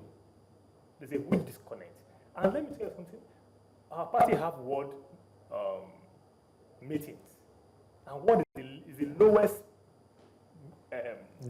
unit of a political setting? So people are there already. In Lagos State, we have ward units. We have LG units that people always meet and we talk to people about our party. But one thing is that poverty has been weaponized. It has been weaponized. Could you go ahead? It has been weaponized. Once they come 1, 2, 3 times, you are not serving them indomie or giving them stipend or giving them petty things. They will not come again. Even the people have to change their mentality about a political party. They come with the mindset that if I'm in your party, if I'm going home, I have to go back with something of rice or isn't that just Nigerian culture? If we go to parties, ordinary, normal parties, we live with rice. That's it. Somebody will come and tell you, there's no food in my household. You have 1 bag of gari or something. By the time, if I want to have 1,000 people in my local government for a meeting, let me just say I have 2 bags of rice, 2 beans, and everything. Your community will come. Why are they coming? Because of poverty and weaponized. So how then can we steer it? How can we have more qualified? Because you, I mean, I hate that I'm still hammering on this question. So hopefully we can come to a solution, or come to a headway. Because you said that it is not enough that the candidates, the local government chairmen, are their minimum requirement in terms of education is primary 6. How can we start to change that? Because if you are, not to say that every primary 6 person is not emotionally intelligent or intelligent in any way, but there's a difference between a primary 6 holder, a primary school certificate holder, first school living certificate holder, and a master's degree holder. So let's start with you, Mr. Bestman. It still boils down to what I said earlier. So much reforms, electoral reform. There are lots of things, baggages we've been carrying over the years, which sentimentally we are not ready to let go. When we look at a situation where somebody wants to be chairman, maybe he spent close to 300 million to be a local government chairman. By the time he gets there, what do you expect of him? A situation where, when we talk of poverty being weaponized, it's been our way of life over the years. Somebody goes to a party, really, he wants to take a gift away from the party. Somebody is a local government chairman. The next thing, I visit some local government chairman, and I see on their tables, my daughter just had a baby, I want to marry a second wife. I want to do my master's. You will see lists on their tables. And whether you like it or not, they will only meet the ones they can meet. And those things they are giving to you is supposed to be for the common good of the people. And they've used all the money to do personal PR, which, like I said, will take time to change. We need a reorientation. We need a lot of reforms, both electoral reforms that will change some things that makes some mediocres to be in power when they are not supposed to be there. The same way we are talking, we've seen local government chairmen that have broken the bounds and say, I just must walk. We've seen those who also, I once went for an election in Ekiti, and I went on the streets, voter awareness, I was talking to somebody, and I said, will you vote for this governor or this person? He said, I like the governor. He said the governor was painting the roads, but he wasn't painting their tummies. Okay. So that person wanted stomach infrastructure. Yeah. He didn't want the physical one. So it's not It's not a one-size-fits-all. It's not just a one-side thing. And I keep saying this, change must start with me. Because I can't imagine, here I am talking about government, and I'm a leader of a political party. And the members of that political party, they see me every time. New things are coming in. I'm building new houses. I'm buying new cars. And you want me to be able to talk to them, to sacrifice, to change? It just must start from all of us. I see Labour leaders in Nigeria driving the same Prado they complained against that the politicians were driving. So it's something we all need to So how work do we on. put it, what do we use, or what agency, what authority do we use as gatekeepers to ensure that the right characters get into office? Do we just leave that? Yes, there is an individual responsibility as voters. There is that. But when it comes to transparency, that these people, whoever they are, however educated they are, get into office and don't squander the funds that are allocated to these local governments, what apparatus is in place to make sure that this doesn't happen? How do they, is there any such thing as a proper asset declaration inquisition into these people, first off, which is very, very important to ensure that they don't get in there and all of a sudden become millionaires? You just made me laugh when you call that asset declaration. Okay, I'm wondering why, this was meant for you, Mr. Tejimola, but... Sorry, I thought to be something before, because I've seen where governors declared assets, and they gave us as of 90-something billion, that's what they are worth. And when, as they say, inheritance. While we were growing up, while we were growing up, there was a body called MAMSA under Babangida. Yeah, I remember that. That mobilized Nigerians, and it worked. That same MAMSA became National Orientation Agency today. But why is it not working like that one worked? Yeah, good question. Mr. Tejimola. What I would say is, can you come with the question again? Because So my question was regarding a gatekeeping authority. I also referred to asset declaration for these individuals who are going into compete for these seats. How are we going to ensure that the right characters get into office? What agency is responsible? Do we have apparatus currently that takes that inquiry into book and say, okay, fine, let's check who's entering into the office, declare your assets before you go there so you don't become, boom, rich overnight, and tomorrow we're not seeing anything at the local government levels, but we're seeing your pockets get bigger. you know, asset declaration is okay, but it's not the best because it can be fictitious. It's very interesting how Nigerians find a way around everything. They keep going. It's fictitious. They just tell you this, I'm declaring this as my asset. And they use their prosy to take away everything through a word of contract. So that's what's being done. They will declare, I have one house, I have one hut, I have one car. They don't mind to live with that for 4 years. So because of that, our local government autonomy, that transparency That's we're why I talking. said, I know Mr. Bestman agency- here is going to say we have to try it first now. we have to, the Yeah, I get that, but still. The agency have to be on their neck. Have to be on their neck. Which agency? The FCC? Yeah, anyone, ICPC, they can come on board. Have to be on their neck. If any penny is going out, they should know why the penny is going out. You think that those financial, those crimes agency, the anti-craft agencies, do you think that they're fixated on the governors and ministers as opposed to the local government chancellors and chairmen? Or is it because they don't have access to them in terms of paper trail? You know, because they believe they are giving their stipend from the government. They can hardly even construct a good road. A lot of local government chairmen have been arrested by FCC. A lot of them have been tried to. But you see, simple thing, just look at this.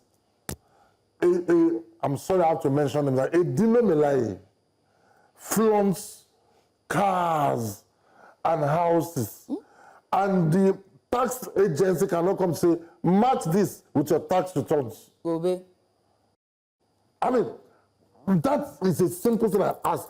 If I, as a government official, will tell you, see my new house in Dallas, see my new house in Texas, see my new cars I bought from Dubai. Simple thing. Can you please just bring your tax returns to match with these things that you are showing us? We should start from there. Can I say something? Yeah. Yes, go ahead. Because the Dino flaunt is wealth, doesn't mean other people don't have this. But let's deal with the man who flaunted his own Even friends. more than that. Exactly, we know. But let's start somewhere. They should start from somewhere. Exactly. They should start from somewhere. All of them have this thing. If you steal my money, you not flaunt it to my presence. All of them have you flaunt it to my face. They flaunt this thing. Even local government chairman flaunt these things. They have it. So, but what I'm particular about is that if you cannot start from the top, at least let's start from the grassroots of the local government. Let's start with them first, because they don't have any autonomy. They don't have any, what do they call it? Transparency and accountability. Immunity. Sometimes you can pick them up in their office. We look at government. You can just call to the office and pick them up and say, let me see your books. And by then, people will not be asking questions. You said something that people should be asking. They cannot go and ask. I know how local governments run. Let us ask questions. Nobody in a local government can go there and say, I want to ask my chairman. I sit here and ask questions of Tinubu. Nobody can ask it. You ask questions of Sanwo-Olu. Why can't we ask questions of that my local government chairman? Until they see them working. Let them be held accountable. Until you see them working, then you cannot ask that. And why is it that we're not saying this thing again? Then you cannot ask questions. They have been comatose for so long, 26 years. Does anybody think that we just let these guys get away with it, even after we have identified that there has been some sort of graft that was committed? That there are no visible prison times or punishment that are given to these people who former office holders? Could that deter people from going in, even at these levels, and embezzling? The Lagos State Assembly can do it. They can call them to order. But they are all calling to order is one thing. Punitive measures is another. Yeah. We've not seen former political office holders go to jail for No, they don't go to jail. They don't go to, I know that Rie went to jail. So my dear brother, in my time, an IG went to jail. Yes, in your time. In my time, an IG was jailed. In my time, seen governors go to jail. But the whole thing boils down. But the property line in your time was different from now. No, when I say my time, I mean this political dispensation. No. See, there's a problem, and that problem is looking away onto that person for Nigeria's problem. A father who takes his son to a miracle jam center doesn't see what was wrong with that and is looking at government. A policeman who raids an area, arrest people, tell them to bail themselves, is talking about government. It's not saying that. A lecturer who will sleep with a girl before giving her due marks is talking about government. The problem is, and when you say people talk to these people, if I go to that local government chairman and I'm benefiting, will I talk? Can you have access them? See, people have access. Can you access Those that them? have. Those that Can you talk to them? I know how they operate. Look, I know how they operate. Gentlemen, I just no structure, nothing. Well, we're going to get into all of this in terms of structure, approach and process. But very quickly, we do here understand our correspondent is with us. We have Chamon Debeng. She joins us live from Ikeja, Lagos. Chamon, well done. And what's the latest with you? Different polling units at the moment. So currently we're at Eti-Osa, polling unit 058. And as you can see behind me, there isn't a lot going on. They're just setting up. From what we understand, said it's not here yet. So none of the materials are where we are. We're going to be speaking to the residents of this area. So please come. He's going to give us some information. So what's going on, sir? How come we've not seen enough officials here yet? Due to logistics, we have not seen them, but presently they told us they are on their way. So people are around now to do their voting, and we are waiting for them so that when they come, immediately they come, we will start doing the normal voting. So at what time will the SEC official scheduled to be here? The appropriate time is 8 o'clock, but presently we have not yet been around. And then as at now, since they told us that they are on their way, because I called some of them, some people in our area, they said they have started voting, but here now we are waiting for them. Any moment from now, we will start our own voting when they come. So have you got any updates, any prediction updates coming from the SEC as to how soon they're going to be here? Have people come in and already the monitoring staff have passed through this our area. This is Solomon Okonko in Eti-Osa. So they have come to this area to check, and we have already informed them. And they even told us that they are on their way. So presently we are waiting for them. All right, sir, please, before you go, can you just quickly show us your... My name is Alaji Lamidi. I'm one of the residents of this area. So all my people are around. So we are waiting for us. All right. Lagos State residents who want to come out and hotel. What officials have told you that you arrived, and we'll keep waiting to see what happens. Appreciate you, Chairman Kpandei, there, coming to us live from a polling unit there, one of the wards in Ikeja. Is back into the studio. Before this gentleman leave, I want to take note of the pictures that we saw there and the visuals from all of our correspondents who has come on. The turnout is very low. It's overwhelmingly low. I was looking at I don't know how Wikipedia got that stats, right? But the stats of residents in places like Ajoremi Feludu was about over 1 million. Lagos Island, they said 200, which was very shocking to me. I know, 200,000. And then Oshodi was about 2 million, right? Alimosho was 2 million. If you go on Wikipedia, you see that these numbers are not accurate. I have to say it's according to Wikipedia. And out of those numbers, you want to think that at least 40% of them are registered voters who are eligible to vote during these elections. But somehow, that turnout is concerning. Is it concerning for you, gentlemen? Very quickly. Because I've told you when I started this discussion that if your party is not on the ballot, will you go and vote? You will not go and vote because the people there, they're not your preferred candidates. You will not go. Automatically, you have cut off so many, you have disenfranchised so many people. They will not go. They will not vote. So I just see it as a all APC affair. Let them come and enjoy themselves and complain and go to their house. All APC affair? It's all APC affair.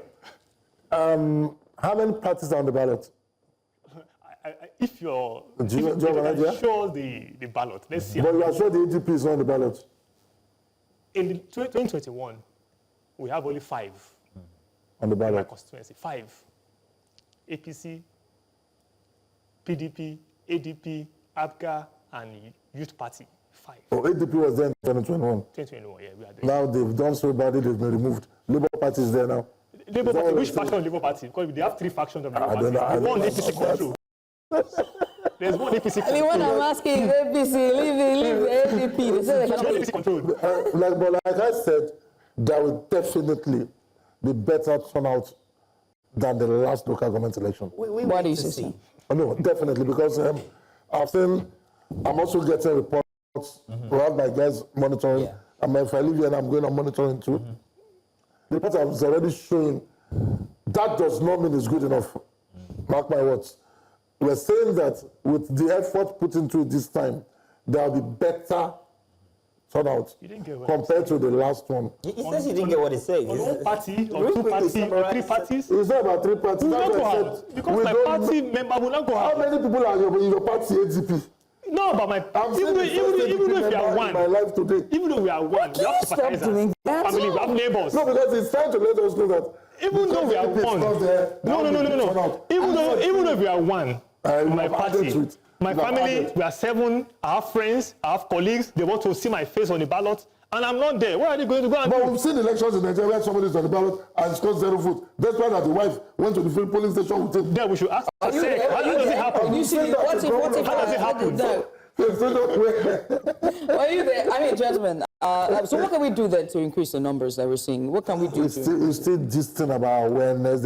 Like he also said, the government in power should give the people reason to want to participate. That sense of belonging.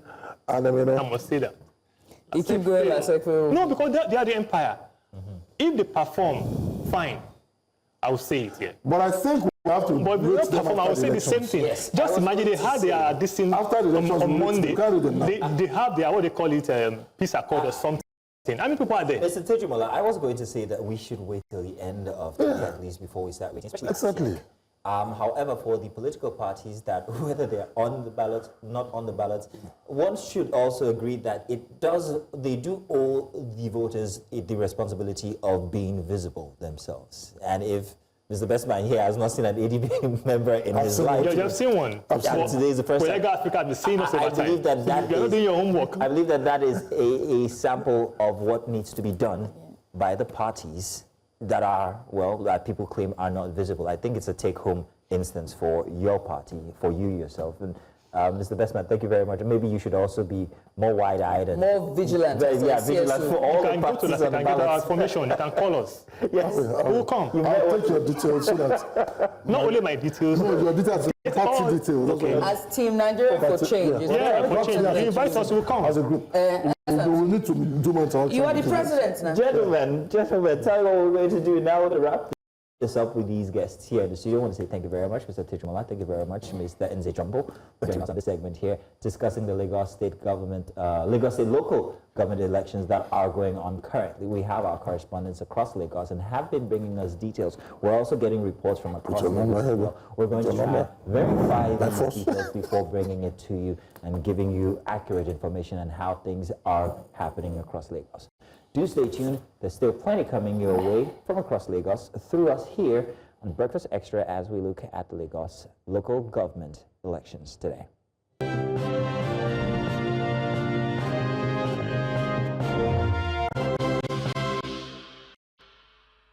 And you're welcome back.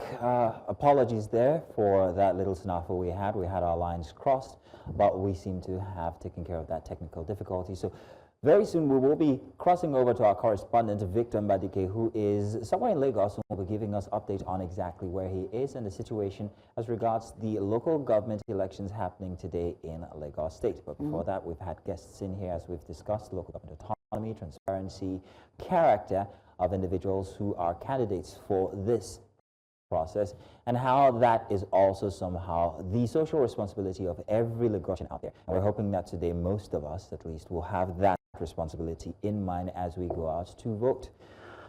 Judith, I'm really curious as to what you think, overall view regarding the local government elections that we're experiencing today. Yeah, it's too early to say so far. We saw Victor Mbadike, our correspondent, earlier at the last CX office there, and you can see that the security guards the security agencies and personnel were all stationed outside, and it seemed like materials already been ready and dispersed, ready to go. We also did speak to Israel Iferobo, who was at Sangros, Lagos Island, in one of the wards, the polling unit there.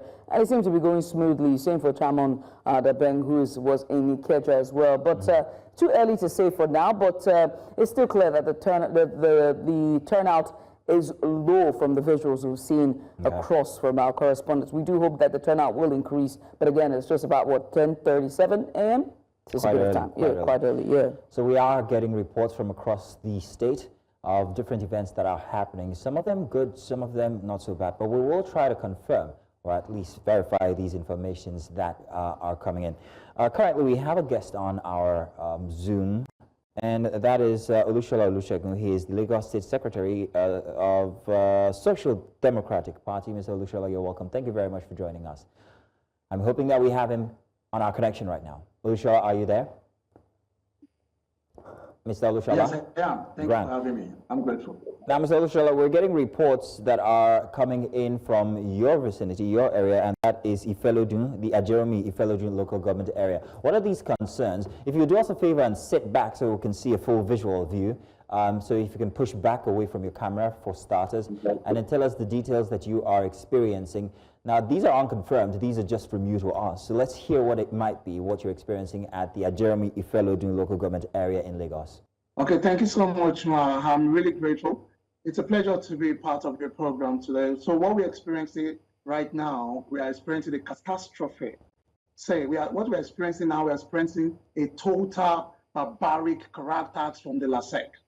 Because we've talked about this extensively, and they've made it explicit to us that this very time that they are conducting the election, Mrs. Okiolu said to us, that's the chairman of LASEC, that this very elections that she's going to be conducting is actually going to be fair and free elections, that there will not be any malpractices. But unfortunately, what we're experiencing at the moment now, that we're experiencing the worst of all the elections. What exactly is happening? Can you give us the details why you call it a catastrophe? What are the details? What is happening that makes it... What we're experiencing now? Yes. Okay, what is happening at the moment now, the political party, Social Democratic Party, our candidate that was duly screened by the LASEC officials now the ballot had been removed on the ballot party. The party had been removed on the ballot paper. The party, Social Democratic Party, had been removed on the ballot paper. What we have now, we only have two political parties on the ballot paper. We have APC and PDP. Every other political party is not reflecting on the ballot paper. So they are indirectly disenfranchising or directly disenfranchising the populace of Eti-Osa. The inhabitants, the people of Social Democratic Party in Eti-Osa, they are disenfranchising them. They are denying them of their constitution. Olushola, how many parties are represented on the ballot, please? The political party. How many? It's meant to be 18 political parties. And now you're saying that the SDP has been disenfranchised. Yes, SDP is not reflecting on the ballot paper. Is the SDP the only party that was... Social Democratic Party. Yes. So was it just the SDP that was disenfranchised, or are there other parties? No, what we can see, we are going to speak for our own political party. Okay. Our Social Democratic Party, our party, our credible party is not reflecting on the ballot paper.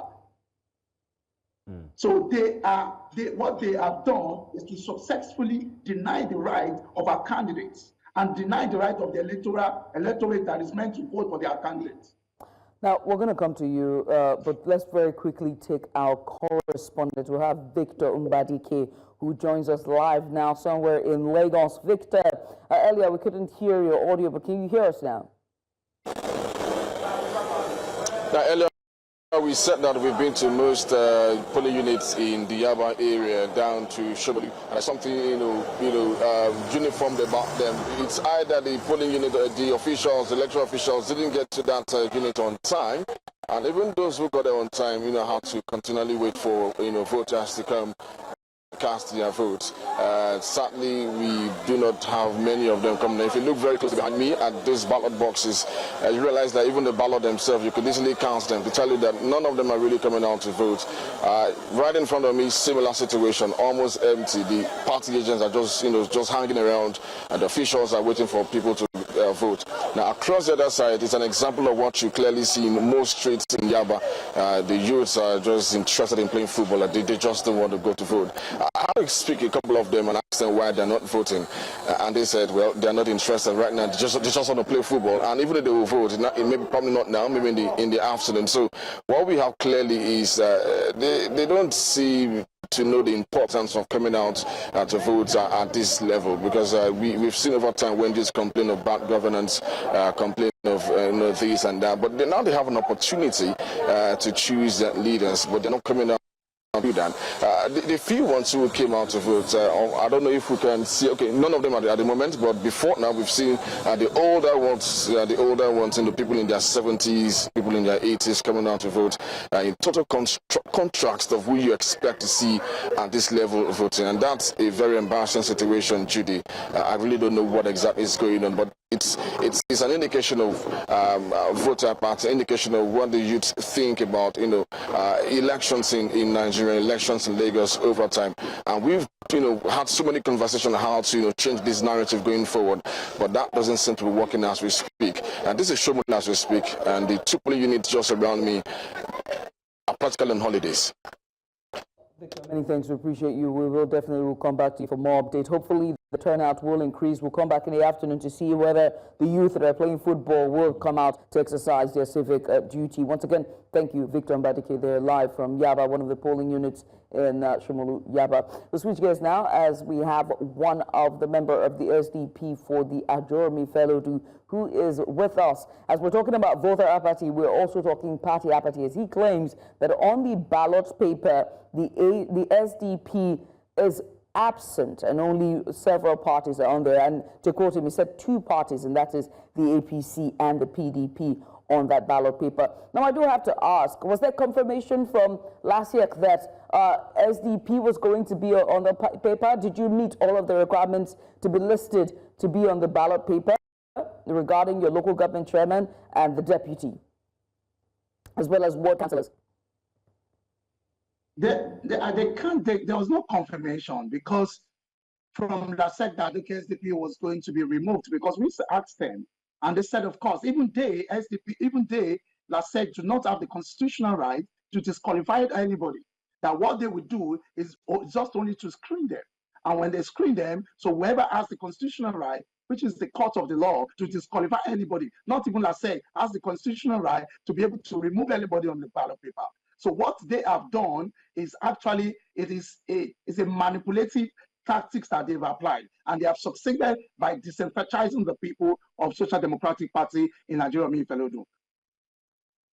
That vicinity, what are the people, especially the people who are supporters of the SDP, what's happening there physically?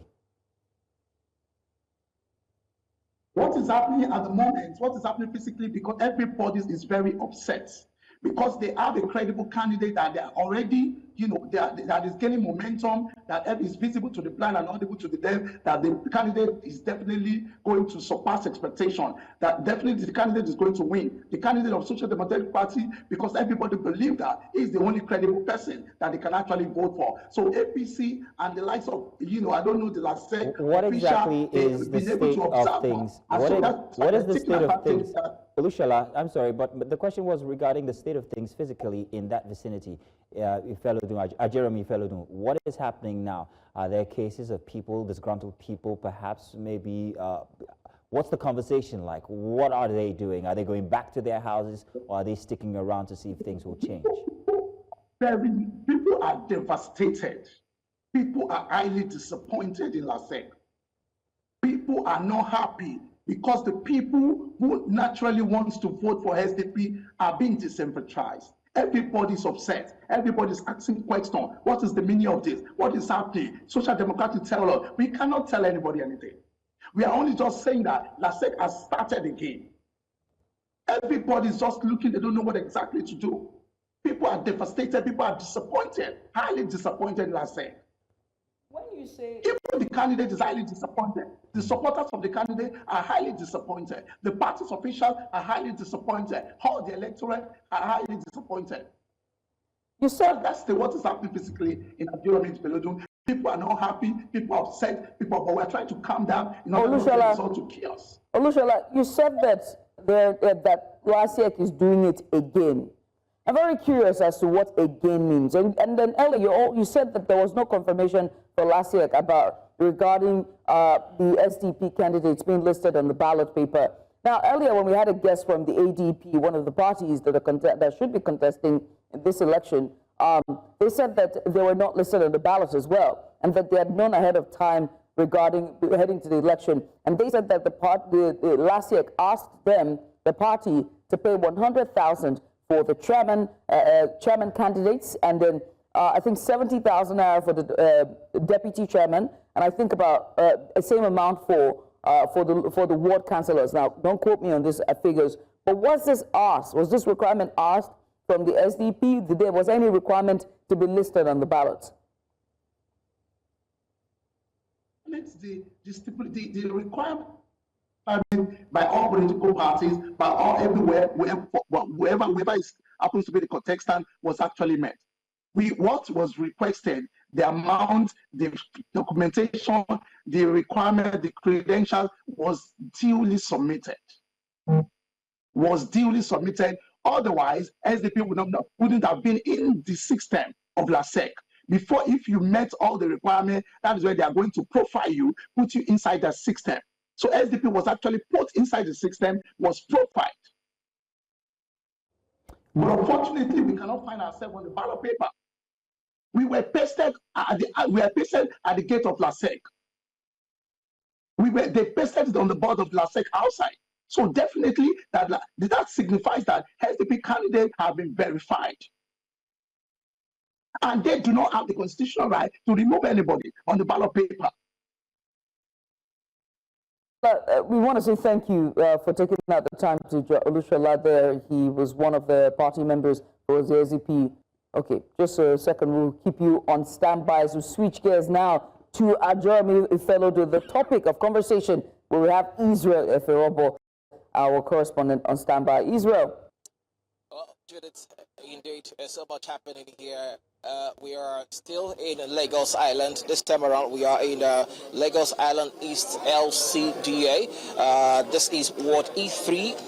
It's located on Adinija-Dele Road, and we are at St. Stephen Nursery Primary School, WAEC. That's how they call it here, where people have gathered here and they are voting. The voting process have been smooth. It has continued smoothly, and everyone here is just waiting quietly for the governor of the state, who will be coming in any time from now to cast his votes. The process here has been smooth. There has been no incident whatsoever.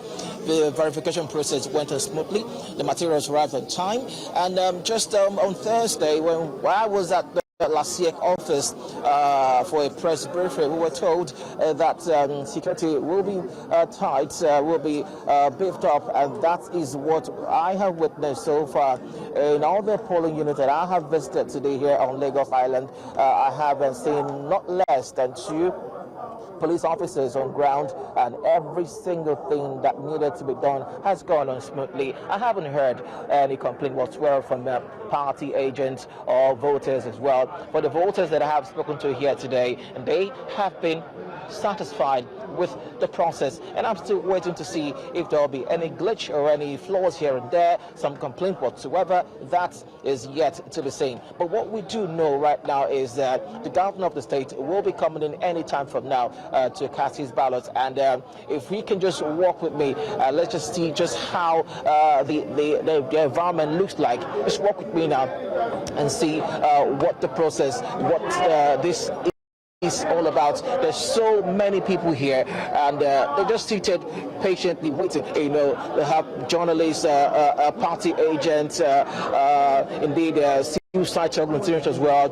They are all here and just going about their normal businesses and of reporting the news and watching the process, keeping an eye on what exactly is happening here. Like I did say earlier in this conversation, nothing so far that has put this process in bad light. It's been going on smoothly, and again, this is Ward E3 in Lagos Island. Nothing short of exceptional is what has been happening here today. If you walk with me now straight outside this place now, you see that the whole place is filled up with so many people here, and they are simply waiting for the governor of the state. And we will try as much as possible to ensure that we bring those clips to you here on News Central Television, so that Lagosians can indeed see exactly what is going on.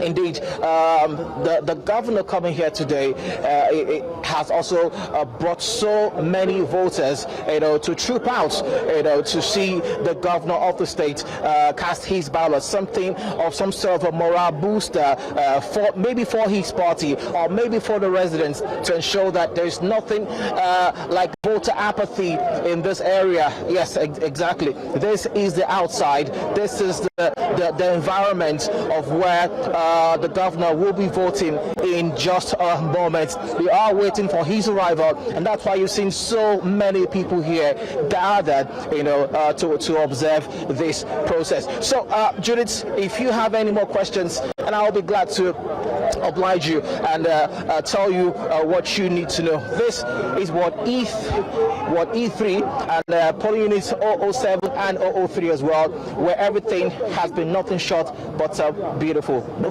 fracas, no violence, no negativity whatsoever, as they await the arrival of the number one citizen of Lagos State, Judith. Right.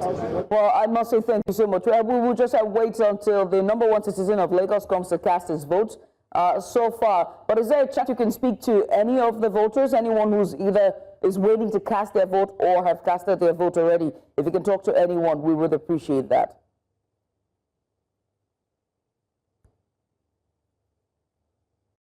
Oh yes, indeed. We spoke to some earlier on today, but let's see if we can get to a few of them here today to get their thoughts. Have you voted today? So let's hear your thoughts real quick. So this is New Central Television. So where exactly did you vote? Actually, I'm just coming out though. I haven't voted. Okay. So I'm looking forward to do that though. But I will still vote. It's a matter of time now. Do you have your voter's card with you? Yes, I have it. I have my voter's card with me. Where is your ward and your polling unit? Yes, my polling unit. Okay, that's 007? Yeah, 007. So when are you likely to vote? In the next, probably in the next 10 minutes or 20 minutes, I will do that. Are you excited about what you've seen so far? Are people trooping out to vote? Are you happy about it? Yes, I'm happy. At least people are coming out to vote, and yeah, I'm happy to see everyone coming out to vote. So it's a privilege, me voting as well. So I really appreciate. I really thank God for that. But I am happy we are all out to vote. This is the local government elections. What do you expect? What is something that you expect the incoming ESCO's executives and the chairman of this LCDA, what are you expecting them to bring to the table to ensure that yes, indeed, the grassroots here in Lagos Island is properly developed? Yeah, for me, I think the former chairman that was there, I think I still believe he can still do something better than this. He has been trying, because about 7 years back, Lagos Island was not like this, was not peaceful like this. So I think he has been doing something better. Like electricity is a bit stable, and food is a bit calm, but I think for now, the man there, they call him, what is it called? I've forgotten his name. How active are people when it comes to politics and governance in this area? Are they politically aware here in Lagos Island? Are they aware of what is going on? Are they interested? Thank you so much for talking to us. Well, there you go, Judith. Just one of the prospective voters going to go in just a moment to cast his ballot at Ward E3, polling unit 007 here in Lagos Island Local Council Development Area. This is what has been going on so far, so good. And, well, it's a buzz here, really. People are excited. They're just going about their business and ensuring that they go about their civic responsibility. If there's anything more you would like to know, I'm here, Judith. I'm also here. Mazino is also here. And I was hoping that perhaps maybe while we are hoping you can speak to somebody else, possibly this time maybe a female voter, I wanted to find out about the security situation in the place, as we're expecting the number one citizen in Lagos State to come vote. So let's talk about security. What is it like? We also had Victor Mbadike, who told us about where he was at. Any cause for concern, no cause for alarm whatsoever. The people here are indeed, it's massive, really. It's massive. They are here and they are casting, they are going about the business of electing the next ESCOs for the local government and the LCDAs. This is just some of the factors that I can at this moment attribute to the high turnout of voters here at St. Stephen's Northern Primary School, WAEC, here in Lagos Island. Maybe because the governor will be coming in anytime soon. Maybe because the former chairman here has done well. Maybe because the people here are highly politically aware and indeed interested in grassroots development and governance of this area. And these are some of the factors that I can, pick out. I mean, you heard the respondents a while back looking at telling us that this place has been peaceful, the area has been calm, there has been no issues here. So I think people are generally excited and they're happy to be part of this process, Mazino. Then we're still hoping that you could talk to a female voter. I'm hoping that you'd get that ready for us. While you're doing that, however, let's talk about inclusivity. This ward, since it's a large one and it seems that there's one special aspect to it with the governor coming to vote there, how have they handled inclusivity when it comes to people perhaps who are living with disability? Have they been attended to? Older folk as well, how have they been attended to? Female voters, are there any consideration for them? Pregnant ones, all of that. Have you experienced any of the sort?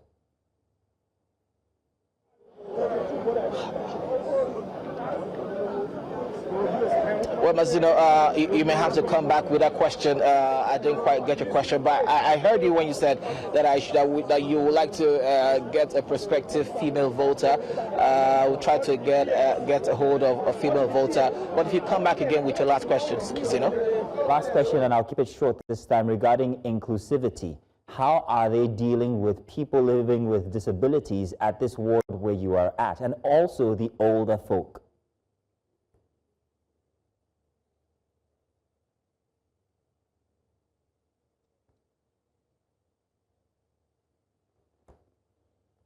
I'm hoping Israel heard that last question there, but I'll just come back into the studio here.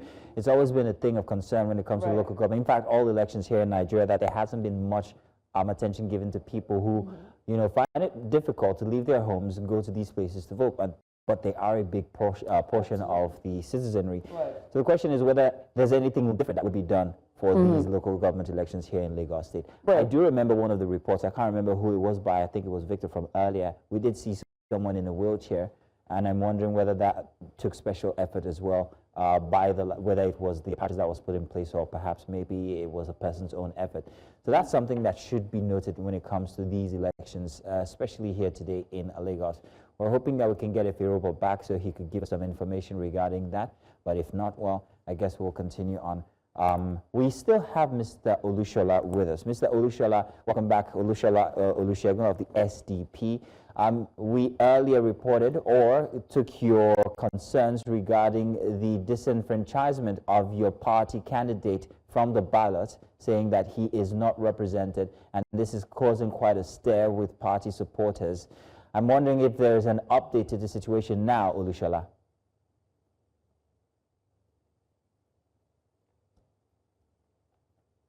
Olushola, are you there? Can you hear us?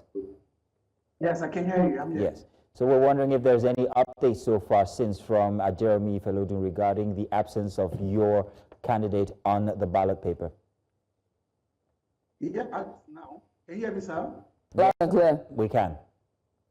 What is actually happening now that people are discouraged, people are not happy. The people that are supposed to choose who to be their leader, they are being disenfranchised and they are not happy. So there is nothing that is actually going on now. Everybody's just that, everybody's devastated, everybody's not happy. The people who actually belongs to the party, the members of the party over there are not happy. The only person that is actually going into this election is just APC, that has always been the ruling party, and PDP. So that is this is not an election, because elections is meant to be a democratic election. This is this is just more or less like a one-party state that they want to continue to proceed with. They want to continue with a one-party state. So the party that SDP were actually encouraged, every political party was encouraged that, okay, this kind of elections that is coming, this forthcoming elections will be very encouraging. People will be able to participate effectively. There will not be any disenfranchisement. There will not be any there will not be any kind of sort of things any manipulative method or whatever. That was exactly what the NASEC chairman told us. But unfortunately, what we're experiencing a serious disappointment.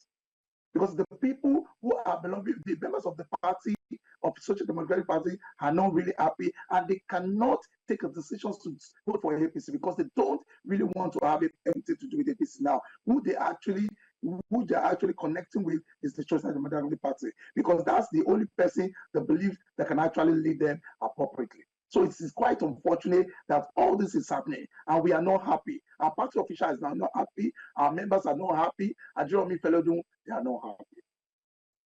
Happy as feelings or not, one thing is certain. If this is true, we cannot confirm at this time. But if this is true, live.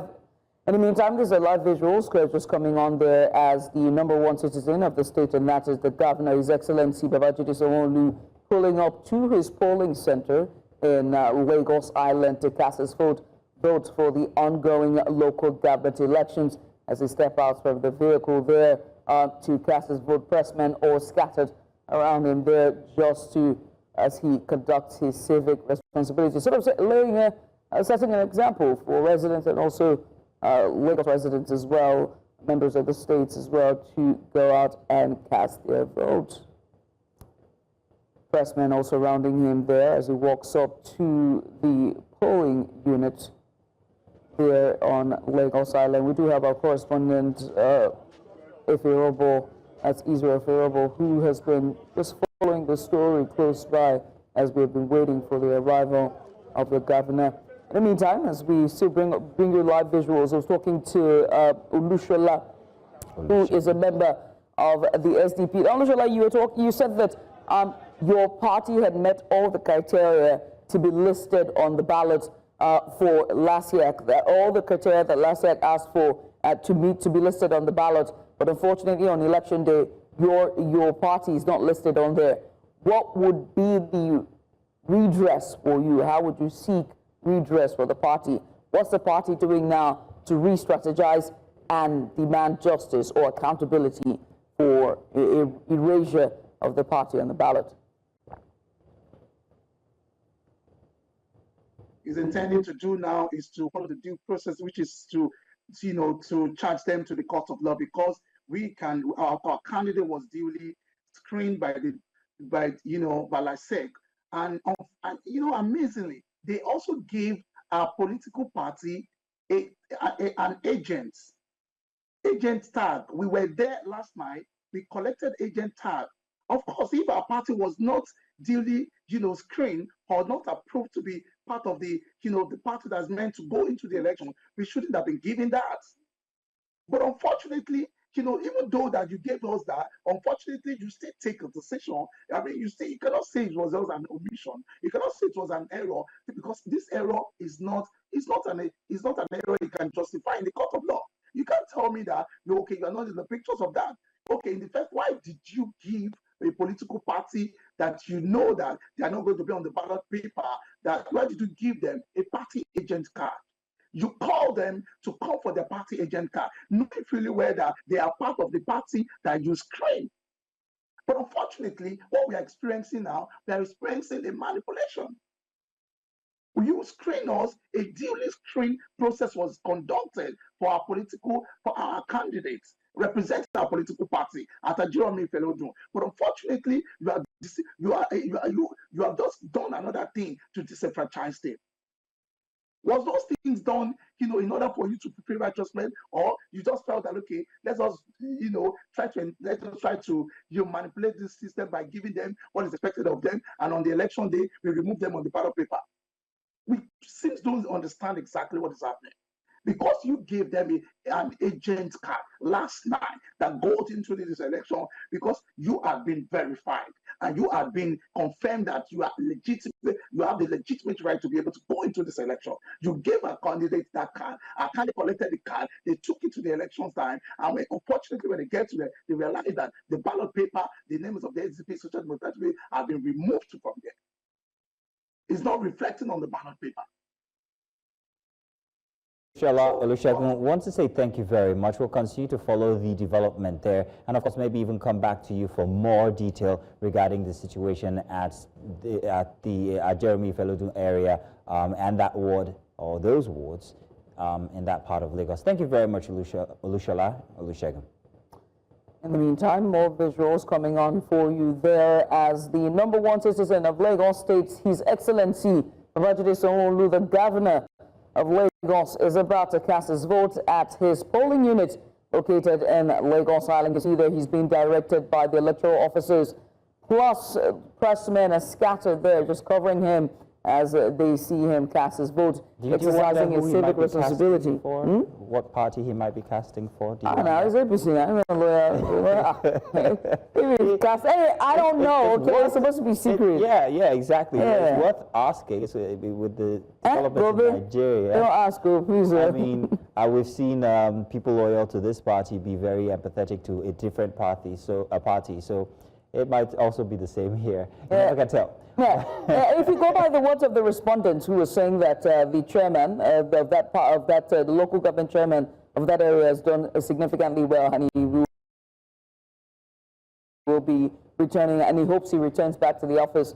And if Babajide agrees, who knows? He might just go back. And there you go. There it is. Visuals there is the governor of Lagos, His Excellency Babajide Sanwo-Olu, casting his vote at his polling unit in Lagos Island. The Lagos local government elections conducted by last year as the Lagos Electoral Independent Umpire is ongoing across the 20 local government areas of the state and the 37 LCDA, and that's the local council development areas of the state as well. If you're out there, make sure to go exercise your civic duty and responsibility. Ain't that right, Ms. Oh, yes, indeed, it is. Like we noted from before, it's not just about the candidates who we complain about, it's also about the people who don't do anything about it. So we're hoping that everybody's out there today making their decision or their choices, and staying perhaps maybe to find out who exactly would be at the end of the day. We've got correspondents across across Lagos. Hopefully we'll be going back to one or two of them as they're making their rounds across the different wards in Lagos State. But currently, Lagos Island here, Babajide Sanwo-Olu seems to have already casted his vote. Maybe he might be making his way out of the area now. But it's good to see the amount of people who are thronging around him, mostly pressmen. But then again, the ward has experienced, it would seem from the visuals we're getting, a very interesting turnout of people as against what we're seeing from other parts of the state, where we had one ward with our reporter telling that there seems to be absolutely nobody. That was in Yaba from Victor Mbadike, with people just simply taking advantage to enjoy the day and hang out. Disparity and differences very, is very jarring, big, all thanks to notoriety and popularity. But we do wait for that. We're certain that the governor will address pressmen who are there just waiting. I'm sure he will address them. Now, earlier on, we also saw one of the candidates who's running for office at the local government offices there in her polling unit in Lagos Island, who also addressed, spoke to our correspondent and said, that the process was smooth and easygoing, and, she was excited for what's to come at the end of the day. Now, has LASIAC done really well in terms of preparation?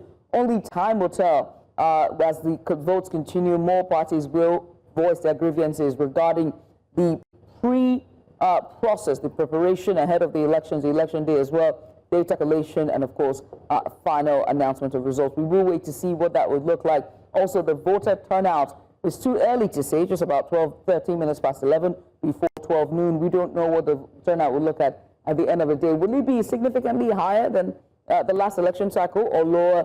Only time will tell. But this is going to be a true test of how LASIAC is going to continue to handle the local government elections in the future, and their lapses.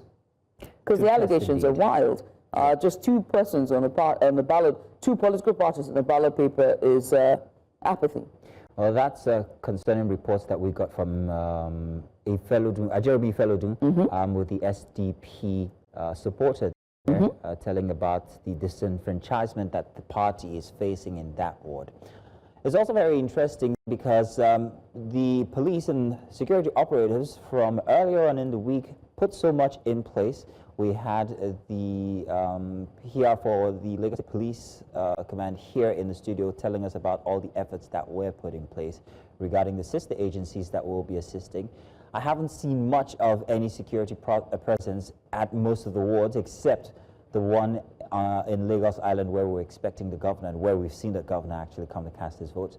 So we'll be looking out for more security presence and perhaps maybe see how exactly the Lagos State Police Command has handled the elections when it comes to securing voters' lives and also property for this process. But so far, there hasn't been any report of any negative security instances. So we're hoping that it goes through the entire day but we'll only know at the end of the day. Right.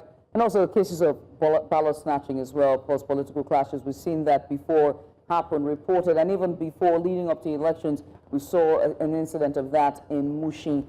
So we do hope that not only will the lives be secured, but also the votes will be secured, and there will be no ballot box snatching towards the end of today as well. Again, just to sound the alarm, do go out, make sure to vote, educate yourself about those who are contesting, find out who their manifestos are, and make sure to go out and vote. Follow suit like your governor, His Excellency Babajide Sanwo-Olu, and cast your vote. Zeno is going to cast his vote. If I can find my way out of here. But so far, so good. It's going fine. Let's take a short break. We'll be back with more correspondence across Lagos to give it.